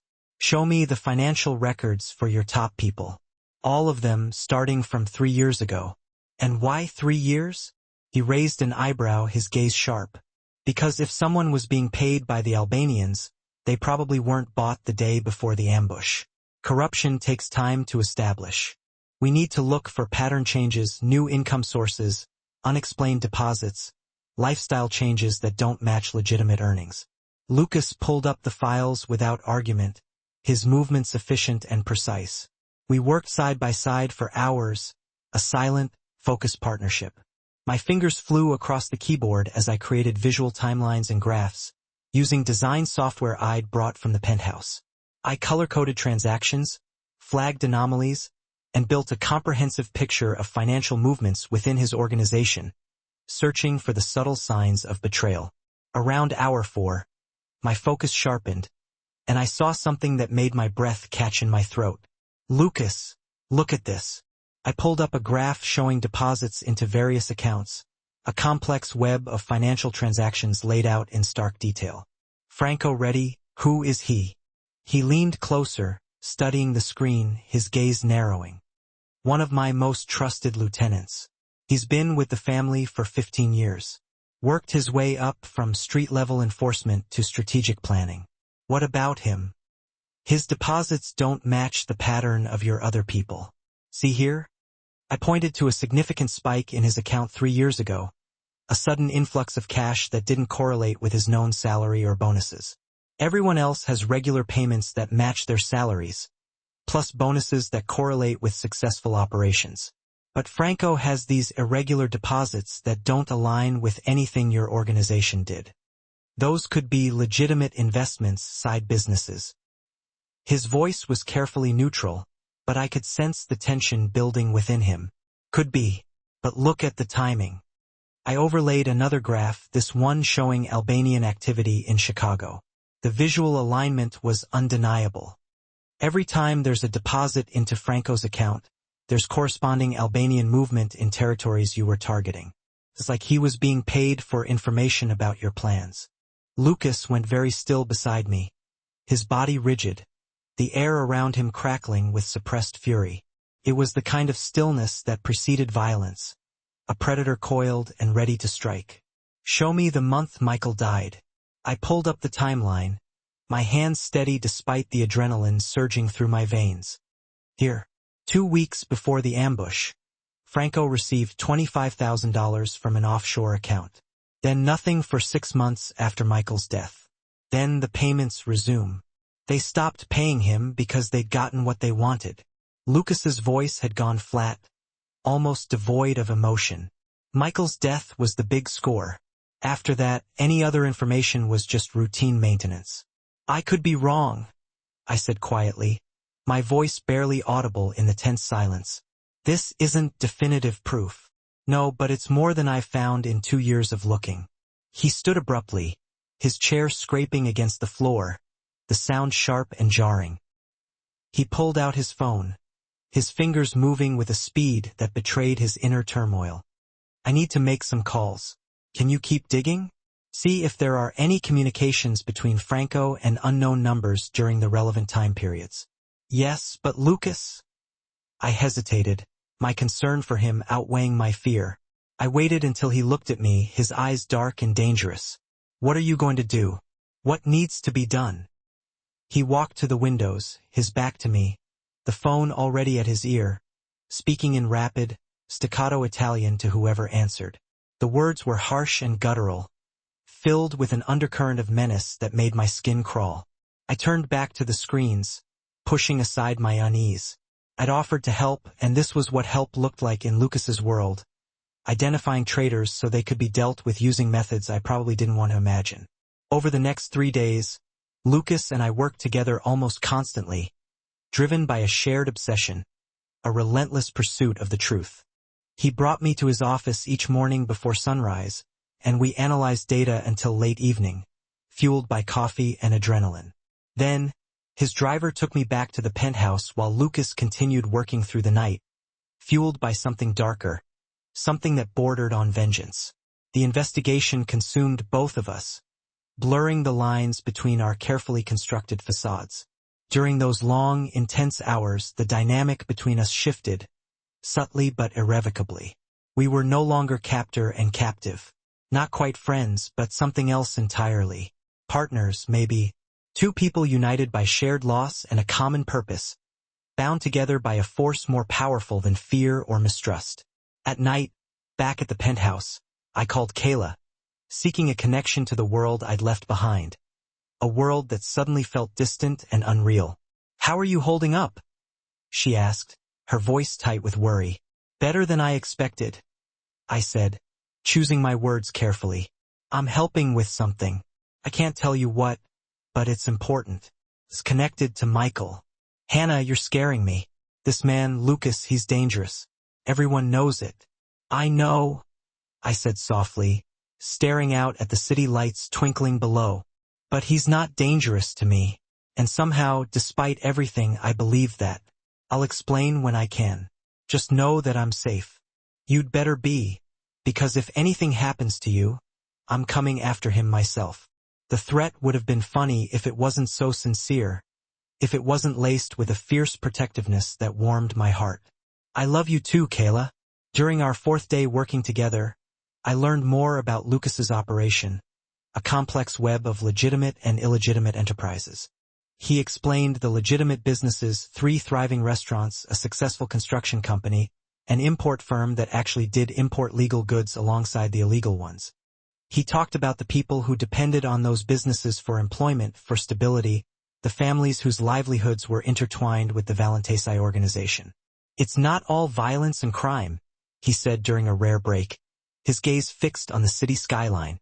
"Most of what we do is regular business. The illegal stuff funds the legitimate operations, and the legitimate operations employ hundreds of people who have nothing to do with the criminal side. It's a complicated moral calculation." He turned to face me, his expression unreadable. "It's the only one that makes sense in my world." He handed me a fresh coffee, his touch lingering for a fraction of a second longer than necessary. "You think I'm a monster?" he asked, his voice barely a whisper. "I can see it in your eyes sometimes." I hesitated, searching for the right words. "I think you're someone navigating an impossible situation with a code of ethics that doesn't match mine. That doesn't make you a monster, just different." Something in his expression softened, the hard lines around his mouth relaxing slightly. "Michael said something similar once. Said I was doing the best I could with." Here's the heavily rewritten version of the text, significantly expanded and elaborated upon, in American English. "I had the truth, the stark, brutal truth about the life I'd stumbled into, the life Michael had shielded me from. Lucas was right." Our eyes locked, held for a beat too long, and a nervous flutter turned into a genuine thump against my ribs. Then, with a visible effort, Lucas wrenched his gaze away, his attention snapping back to the bank of monitors, the digital breadcrumbs of deceit. "Show me everything else you found." By the 5th day, the digital tapestry of evidence was undeniable. Franco Ricchetti had been bleeding information for cold, hard cash. Over 3 years, he'd received upwards of $300,000 funneled from Albanian sources. The insidious rhythm of the payments synced perfectly with every devastating blow Lucas's organization had suffered, every operation that had inexplicably gone south, every meticulously planned maneuver that had dissolved into a chaotic ambush. It was too precise to be mere chance. And then there was the encrypted communication, a viper's nest of data I'd painstakingly cracked open using social engineering techniques honed for the seemingly benign world of user interface design. And then I found it. The smoking gun. A text message sent from Franco to an Albanian contact the night before Michael's death, its digital ink practically dripping with malice. "The kid's going to the warehouse alone tomorrow night. Thinks he's got something to prove." Lucas read it once, twice, a third time, his jaw muscles flexing so hard I could practically see the bone beneath the skin. He set his phone down on the desk with an unnerving slowness, each movement deliberate, controlled. Then he rose and walked to the window, his hands clasped behind his back, a posture that spoke of coiled tension. "Thank you," he said, his voice a low rasp, the sound scraped raw, "for finding this, for giving me the truth." He paused, the silence thick with unspoken things. "What happens now?" His voice was dangerous, a predator's purr. "Now I deal with Franco Ricchetti." He turned back, and for the first time, the carefully constructed mask of composure shattered, revealing the inferno of pure, unadulterated rage blazing behind his eyes. A rage so profound, so consuming, it was terrifying to witness. "He killed Michael as surely as if he'd pulled the trigger himself. I know it, and you know it too now." Lucas moved back to the table, his movements sharp and efficient as he began compiling the evidence into encrypted files, burying the damning information deep within layers of digital security. "Whatever comes next, it's not something you should witness, Lucas." The words felt inadequate, a feeble attempt to stem a tidal wave. "No." He met my gaze, his eyes intense. "You've helped me more than you can possibly understand. You've given me justice for my brother. But the execution of that justice isn't something I want you to carry. Michael kept you separate from this world for a reason. I'm going to honor that." I understood the unspoken decree, the invisible line being drawn in the sand. This was where our precarious partnership fractured, where the boundaries between his shadowy existence and my fragile normalcy had to be firmly reestablished. "Just tell me one thing," I said, my voice barely a whisper. "Will he suffer?" "Yes." The answer was immediate, devoid of hesitation. "Probably less than he deserves." I nodded slowly, the grim reality settling in my bones. "Then, I'm glad I could help." Lucas reached across the table, his hand closing over mine. The contact was electric, unexpected, sending a jolt through my system. His eyes held mine with an intensity that stole the air from my lungs. "You're extraordinary, Hannah Collins." A ghost of a smile touched his lips. "Michael saw that, and now, I do too." He released my hand as abruptly as he'd taken it, gathering his things with a renewed sense of purpose, preparing to step back into the darkness. But as I watched him go, a fundamental shift occurred within me, a subtle realignment of my perception. I no longer saw just the dangerous crime boss, the man shrouded in mystery and violence. I saw a man burdened by grief and a thirst for vengeance, a man seeking justice for a love lost. And in helping him, I'd become something more than just Michael's ex-girlfriend, more than just a protected witness. I'd become someone Lucas Valentesi valued, someone he trusted. And that, I was beginning to realize, was both the most precarious and the most powerful position I could possibly occupy in his world. Dawn was a pale, watery light creeping over the Chicago skyline when Lucas arrived back at the penthouse, the mechanical hum of the elevator announcing his presence like a herald. I'd been awake for hours, trapped in a swirling vortex of anxiety and anticipation, unable to find solace in sleep after his terse text. Asterisk, "It's done. I'm coming to you now." He stood in the middle of my meticulously decorated living room, a stark contrast to the pristine surroundings. For the first time since I'd met him, Lucas Valentesi looked utterly undone. His crisp, tailored shirt was untucked, his tie missing, and dark, ominous stains marred his cuffs, stains I deliberately averted my eyes from, refusing to acknowledge their true nature. But it was his eyes that truly arrested me, haunted, bloodshot, reflecting the heavy burden of whatever brutal justice he'd meted out in those agonizing hours I'd spent staring at the ceiling. "You should have stayed away," I said quietly, my voice barely audible. "Let someone else bring the news. I didn't need. I needed to see you." His voice was rough and used, each word a deliberate act. "Needed to make sure you understood what happened. What I did." I gestured weakly towards the sofa, and he seemed to collapse into it, all the controlled grace that usually defined his movements absent. I poured a generous measure of bourbon from the sleek bar cart his staff had stocked, brought it to him. His fingers brushed against mine as he took the glass, A fleeting moment of contact that neither of us broke immediately. "Tell me?" I said, settling into the chair across from him, maintaining a careful distance, close enough to see the tautness in every line of his body, the lingering tension that radiated from him like heat. "Franco confessed? Everything?" Lucas drank deeply, the amber liquid disappearing in a single swallow. He set the glass down on the table with a deliberate, almost violent precision. "The Albanians approached him 3 years ago, offered him money, territory, promises of power if he helped them weaken my organization from within. He took it. Piece by piece, he sold us out, bled us dry." "And Michael?" The question was a strangled whisper. "Franco told them Michael would be at that warehouse alone. Gave them his timeline, his planned entry point, everything they needed to set the trap." Lucas's jaw tightened, the muscle jumping beneath his skin. "He watched my brother walk into his death and said nothing. For 30 pieces of Albanian silver." The biblical reference hung in the air, heavy with irony and betrayal. "What did you do to him? What needed doing?" He met my eyes directly, unflinching, refusing to shy away from whatever judgment he saw reflected in my expression. "I can't give you details, Hannah. Not because I don't trust you, but because knowing makes you complicit. And I won't do that to you. You already involved me in finding him. Finding isn't executing. There's a line there, and I'm trying to keep you on the right side of it." Lucas leaned forward, elbows resting on his knees, his posture radiating exhaustion. "But you should know it's over. Franco won't hurt anyone else. Won't betray anyone else. Justice for Michael is done." I should have felt relief, a sense of closure, of finally being able to breathe.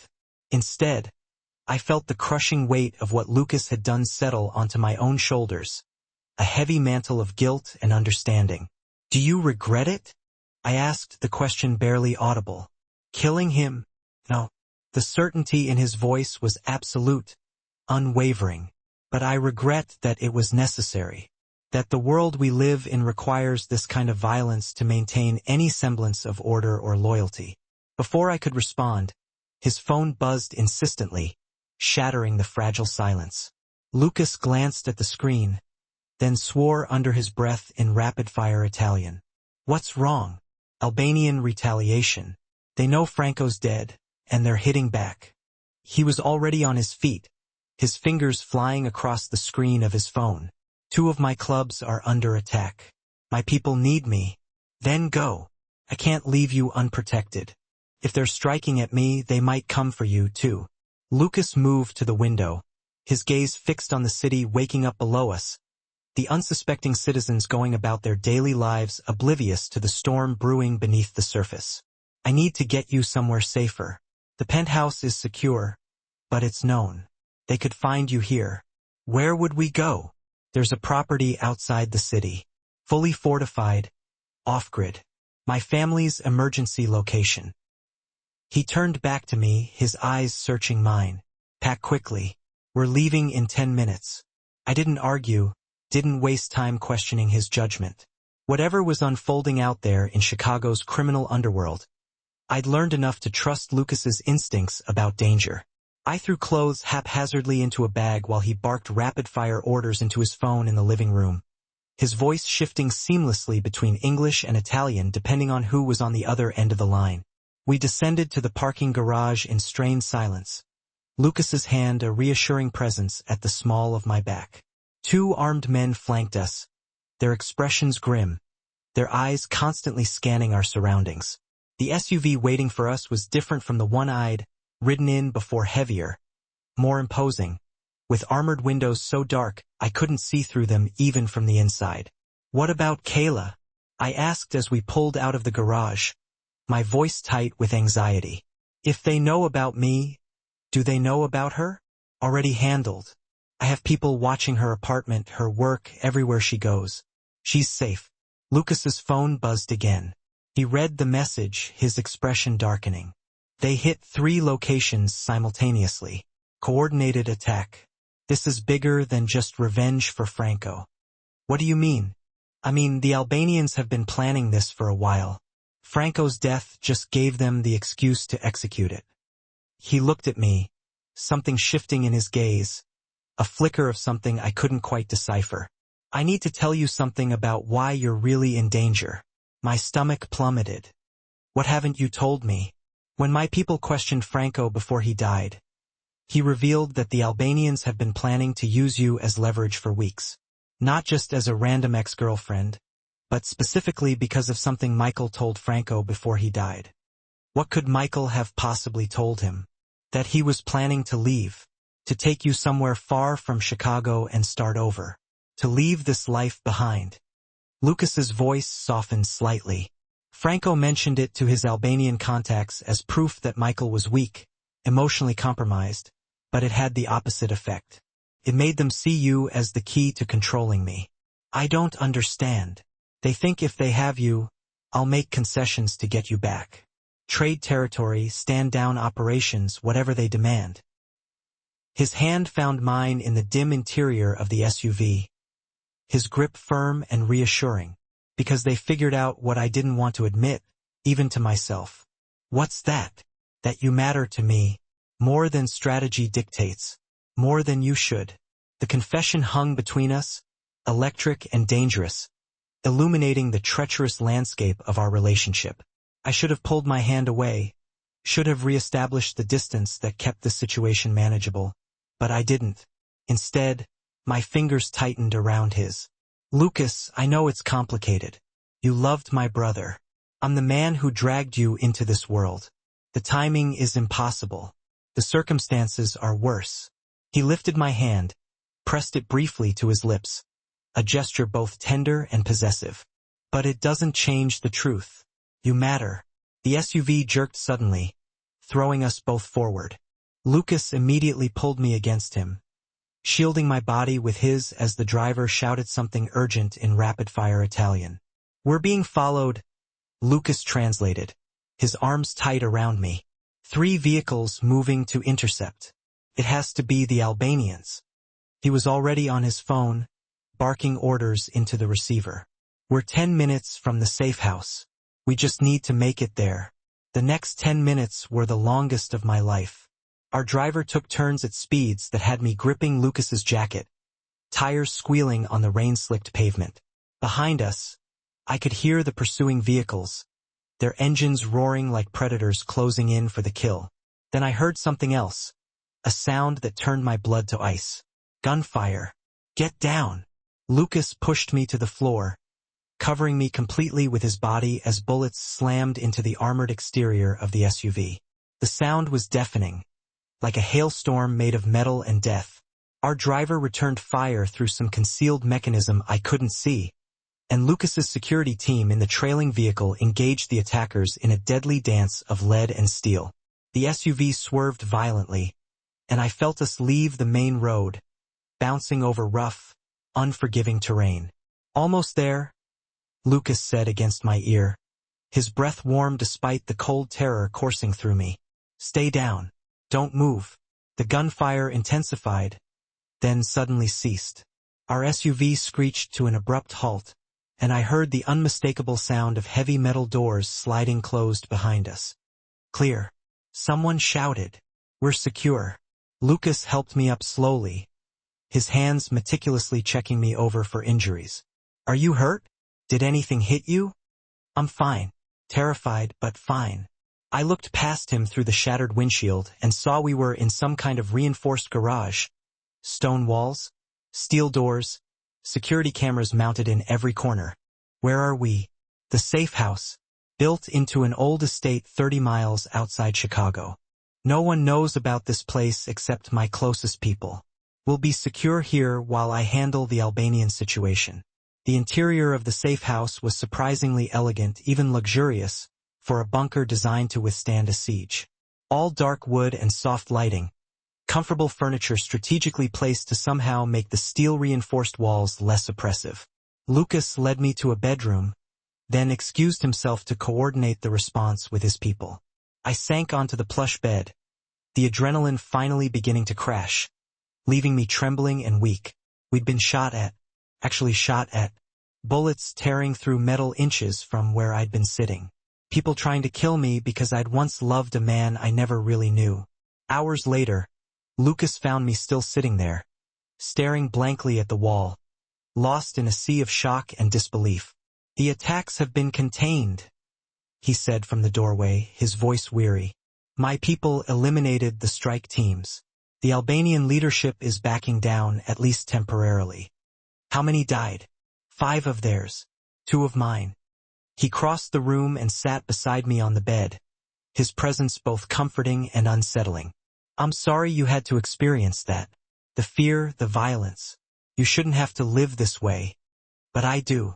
I turned to look at him, my eyes filled with a mixture of anger and despair.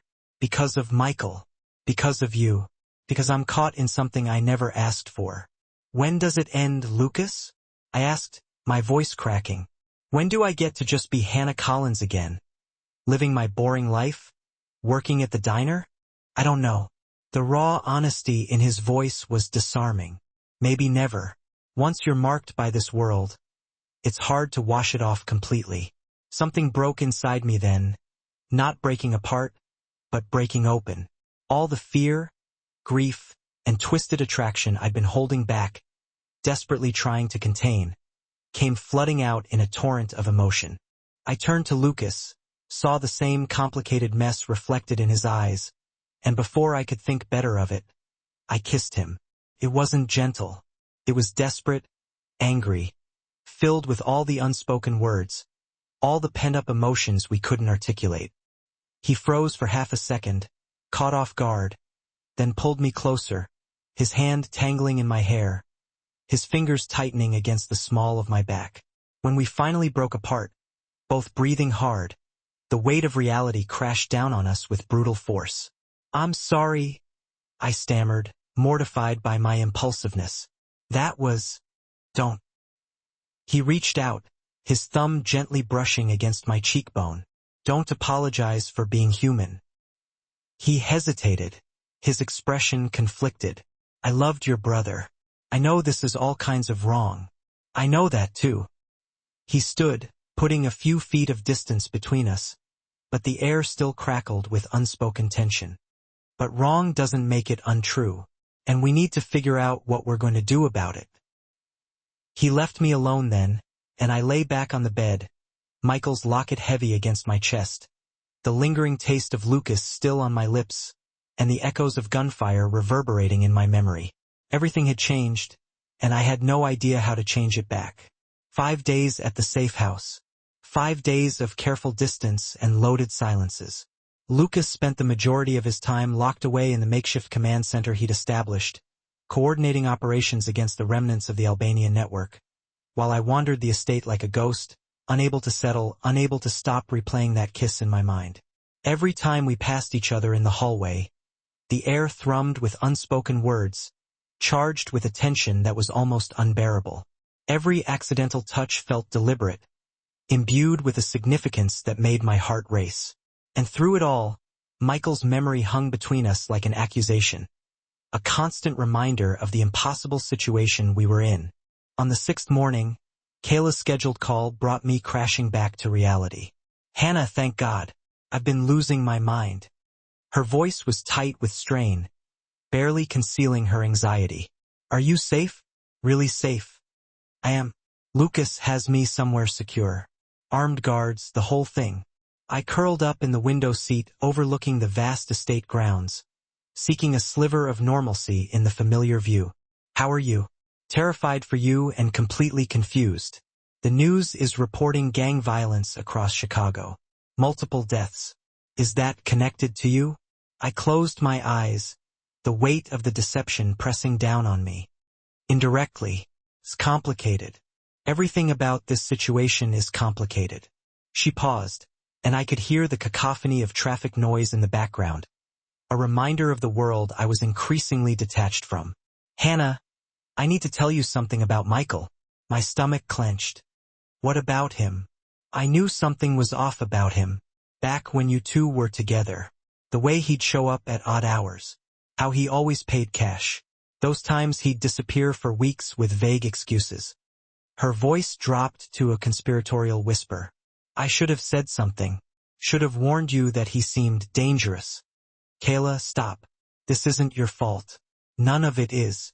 I pressed my forehead against the cool glass, the weight of her unspoken guilt adding to my own burden. Michael made his choices. Lucas made his. I'm just trying to survive the fallout. And what about your choices? What do you want? The question hit harder than I expected, piercing through the layers of fear and uncertainty that had been clouding my judgment. What did I want? Safety, obviously. My life back. But beneath those practical desires lurked something more complex. Something I wasn't ready to examine too closely. I want this to be over, I said finally, the words sounding hollow even to my own ears. I want to stop being a target. That's not what I meant. And you know it. Kayla's voice gentled, laced with a knowing understanding. Lucas, there's something between you two. I could see it that day I brought your things. The way he looked at you. It's not like that, isn't it? I didn't answer because I couldn't lie to Kayla. Not about this. Not about the confusing tangle of emotions that had ensnared me in Lucas Valentesai's world. After we hung up, I found Lucas in his study, surrounded by maps and reports, his brow furrowed in concentration. He looked up when I entered, something softening in his expression. Kayla? He asked, his voice betraying a hint of concern. She's worried and perceptive. I leaned against the doorframe, suddenly defensive. She thinks there's something between us. Smart woman. Lucas set down the document he'd been reading, his gaze unwavering. Is there? I don't know. Maybe. Probably. I crossed my arms, a futile attempt to shield myself from his scrutiny. But it's impossible, Lucas. I loved your brother. You're investigating his murder. We're trapped in this situation together. Nothing about this is healthy or normal. No, it's not. He stood, moving toward me with that controlled grace that always made my pulse quicken, his presence filling the small room. But healthy and normal went out the window the moment you dropped that locket in front of me at the diner. So what do? We finish what we started. The Albanian threat, the justice for Michael. He paused, his jaw tightening, the words catching in his throat. Then, we figure out if this is real or just trauma and proximity.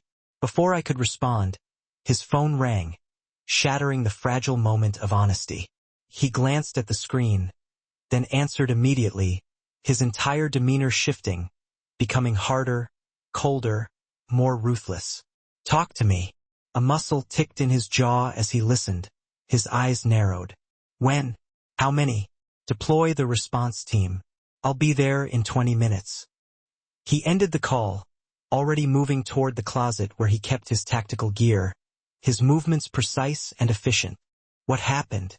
The Albanians hit one of my warehouses. They're trying to draw me out, make me respond personally so they can ambush me. He pulled on a bulletproof vest with practiced ease, his expression grim. I need to go, but you're staying here, with the security team. Lucas, wait. I grabbed his arm before he could leave, my fingers digging into his sleeve. Is this connected to Franco? To what you did to him? Everything is connected, Hannah. Franco's death, the Albanian retaliation, the attacks on my operations. It's all part of the same war we've been fighting for years. He covered my hand with his touch both reassuring and strangely final. But this ends soon. I promise you that. How can you promise that? Because I'm done playing defense. Tonight, I'm going after their leadership directly. His eyes held mine, conveying a message he couldn't say out loud. And when it's over, you'll be free. Truly free. No more hiding. No more fear. What if something happens to you? Then my second in command will make sure you're protected and compensated appropriately. He said it so matter-of-factly, as if his potential death was just another contingency to plan for, another risk to mitigate. That's not what I meant. I know. He pulled me closer, his free hand cupping my face, his touch surprisingly gentle. But I can't think about that right now. I need to focus on ending this. Then he was gone, leaving me alone with security guards who wouldn't meet my eyes and the crushing weight of waiting. Hours passed with agonizing slowness.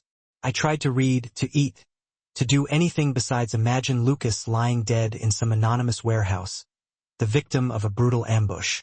The security detail changed shifts, their faces impassive, their presence a constant reminder of the danger that lurked just beyond the walls of the safe house. Night fell, casting long, ominous shadows across the estate, and still no word. Finally, past midnight, I heard the unmistakable sound of vehicles approaching, the low rumble of engines growing louder with each passing moment. I rushed to the window, peering out into the darkness, watching as multiple SUVs pulled into the secure garage, their headlights cutting through the night. Men emerged from the vehicles, some supporting wounded colleagues, their faces grim and determined. And then I saw him, Lucas. He was alive, walking on his own power, but even from a distance, I could see blood on his clothes, a dark stain marring the crisp lines of his tailored suit. My heart leaped with a mixture of relief and terror. I met him at the door to the main house, my breath catching in my throat. Up close, the damage was even worse than I'd imagined. A deep cut above his eyebrow, bruises forming along his jaw, his shirt torn and stained with what I knew wasn't his own blood. "Are you hurt?" I reached for him, my hands hovering in the air, unsure where it was safe to touch, afraid of causing him more pain. "Not my blood, mostly." He swayed slightly, and I realized he was running on pure adrenaline, pushing himself beyond the limits of human endurance. "We got them. The Albanian leadership in Chicago. They're done. Lucas, you need medical attention. I need a shower and a bourbon in that order." But he didn't move, just stood there staring at me, his gaze intense and unwavering, as if he were trying to memorize every detail of my face. "I kept thinking about you in the middle of the firefight, when bullets were flying and men were dying. I was thinking about how I'd promised to keep you safe, how I couldn't do that if I was dead." "You're not dead." "No, I'm not." He lifted his hand, his fingers tracing my cheekbone with surprising gentleness, given the violence he had just survived. "Hannah, I need to tell you something before I lose my nerve." "What?" "Michael's last words. Before he died, he managed to call me just for a few seconds, before the Albanians found his phone and destroyed it." Lucas's voice went rough, choked with emotion. He said, "Tell her I'm sorry. Tell her I loved her. Tell her to be happy." Tears blurred my vision, hot and stinging. "Why didn't you tell me this before?" "Because I was selfish. Because hearing him say your name, hearing how much you mattered to him in his final moments made me realize I wanted that too, to matter to you like that." He wiped away a tear that had escaped, his touch surprisingly tender, and I felt a pang of guilt. "I still do, Lucas. Let me finish, please." He took a deep breath, struggling to regain his composure. "Michael asked me to tell you to be happy, and I think wherever he is, he'd understand that happiness might mean moving forward with me if that's what you want." The confession hung between us, vulnerable and honest in a way I'd never expected from Lucas Valentesi, stripped bare of all pretense and artifice. "I don't know if I'm ready," I whispered, the words barely audible. "It's only been weeks since I learned he was dead, since I started processing that grief." "I know, and I'm not asking you to decide anything right now." He stepped back, creating space between us, giving me room to breathe. "But I needed you to know that this isn't just trauma or proximity. That what I feel for you is real, even if the timing is terrible." He left then, disappearing down the hallway toward his room to shower and tend to his wounds, leaving me standing alone in the entryway, Michael's locket heavy against my chest, Lucas's words echoing in my mind. Later that night, unable to sleep, I went looking for the box of Michael's belongings that Lucas had brought from the penthouse, the tangible remnants of a life cut short. At the bottom of the box, beneath the photographs and sketches, I found what I'd been searching for without even knowing it: Michael's diary. I opened it with trembling hands, flipping past operational notes and tactical observations until I found the personal entries from his final weeks, the unguarded thoughts he had shared only with the page. And there, written in Michael's familiar handwriting, were words that broke my heart and set me free at the same time. Lucas thinks I'm being reckless, pursuing this relationship with Hannah. Maybe I am, but she makes me want to be better than what this family made me. She makes me want to live instead of just survive. If something happens to me, I hope she finds happiness again with someone who can give her the life I never could. Maybe even with Lucas. He'd protect her in ways I never managed to. He'd love her the way she deserves. And she'd be good for him. Soften some of those hard edges he's built up over the years. They'd be good together if they'd let themselves try.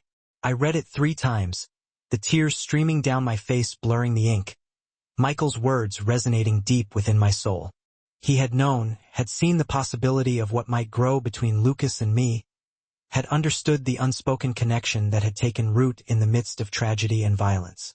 And he'd given his blessing before he even died, granting me a permission I hadn't known I needed until I held it in my hands. The next morning, I found Lucas in his study, freshly showered and bandaged, looking over reports from the previous night's operation. His gaze focused and intense. "It's really over?" I asked from the doorway, my voice barely a whisper, suddenly afraid of shattering the fragile peace that had settled over us. The Albanian threat? Their Chicago. The Albanian operation was concluded. Lucas had masterminded its execution with chilling efficiency, a ballet of coordinated strikes meticulously dismantling their Chicago infrastructure. I watched from the estate, a silent observer, tracking movements and intercepts as Lucas had taught me during the Franco investigation. It was unsettling how easily I'd adapted to this world, how readily I grasped the grim logistics of organized crime. When it was finally over, Lucas sought me out in the library, exhaustion etched onto his face, but with a victor's glint in his eyes. I had been poring over Michael's architectural sketches again, tracing the lines of a life cut short. "It's done," he announced, his voice carrying a weight of finality. "You're free, Hannah. Truly free. No more threats. No more shadows." I set the sketchbook aside, searching his face, trying to decipher the unspoken. "What does this mean for us, Lucas?" He hesitated, a flicker of vulnerability crossing his hardened features. "It means you have a choice. You can return to your old life. Back to the diner, your apartment. I'll ensure you're compensated, Hannah, for everything they've taken, everything you've endured." A pause hung in the air, thick with unspoken possibilities. "Or you can stay, build something new with me." The weight of that decision pressed down, heavier than any threat. My old life felt distant, like a half-remembered dream. The girl who poured coffee and believed in a simpler world was gone, lost in the labyrinth we had navigated. "I need to visit Michael's grave first," I said, my voice barely a whisper. "I need to say goodbye properly." The following morning, shrouded in the pre-dawn gloom, Lucas drove us to Oakwood Cemetery. The November air was sharp, hinting at snow. I clutched Michael's watch, the cold metal a small comfort against the chill. Michael's grave lay within the Valentesi family plot, a silent testament to generations past. The headstone was understated, elegant, engraved with his name and the dates that marked his all-too-brief existence. Fresh flowers lay at its base, a silent offering, likely from Lucas. Kneeling on the frozen ground, I pressed my hand against the cold marble. "I'm sorry I never truly knew you," I whispered, my breath misting in the air. "But I loved the version you showed me, Michael, and I'm grateful for the time we had, even if it was built on lies meant to protect me." Lucas stood a respectful distance away, allowing me my private grief. But I reached back, found his hand, and drew him closer. Michael wrote in his diary that we would be good together. I spoke the words to the cold stone. He said you would protect me better than he could, that I would be good for you, too. Tears traced icy paths down my cheeks. I hope he was right. I hope, wherever you are, you understand. We lingered there for an hour, Lucas sharing anecdotes of their childhood, I recounting memories of my brief years with Michael. It felt like closure, piecing together the fragmented portrait of the man I had loved. As we walked back to the car, Lucas's phone rang. He listened, a flicker of satisfaction in his eyes, then ended the call. "That was my attorney," The federal investigation into the Albanian operation has resulted in 23 arrests.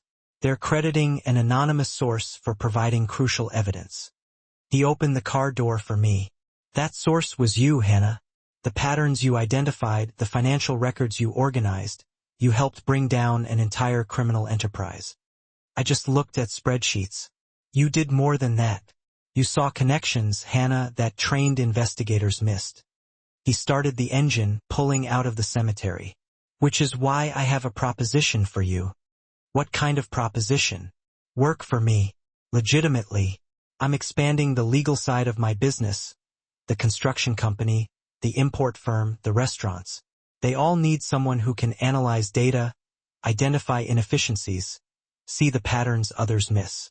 You possess that skill. He glanced at me, and it would give you independence, your own income, your own purpose. You wouldn't be dependent on me. The offer surprised me. You want me to work for you? With you? There's a difference. He turned onto the highway, heading back toward the city. I'm trying to transition more of my operations into legitimate businesses. It's a long process, but having someone I trust handling the financial analysis would be invaluable. Someone who isn't compromised by family politics or criminal connections. I considered it. The thought of returning to the diner felt impossible. A phantom limb of a life I could no longer inhabit. But I needed something. Purpose, structure, a way to rebuild my life that didn't revolve solely around Lucas. What about us? I asked quietly. Would working together complicate things? Probably, he admitted. But we're already complicated. He reached across the console, taking my hand. I'm not asking you to make any decisions about our relationship right now, Hannah. I'm asking if you want a job. If you want to use your skills for something meaningful. Everything else can develop as it will. For months later, I stood in the office Lucas had created for me, high in his downtown building. Sunlight streamed through the panoramic windows, bathing the room in a warm glow.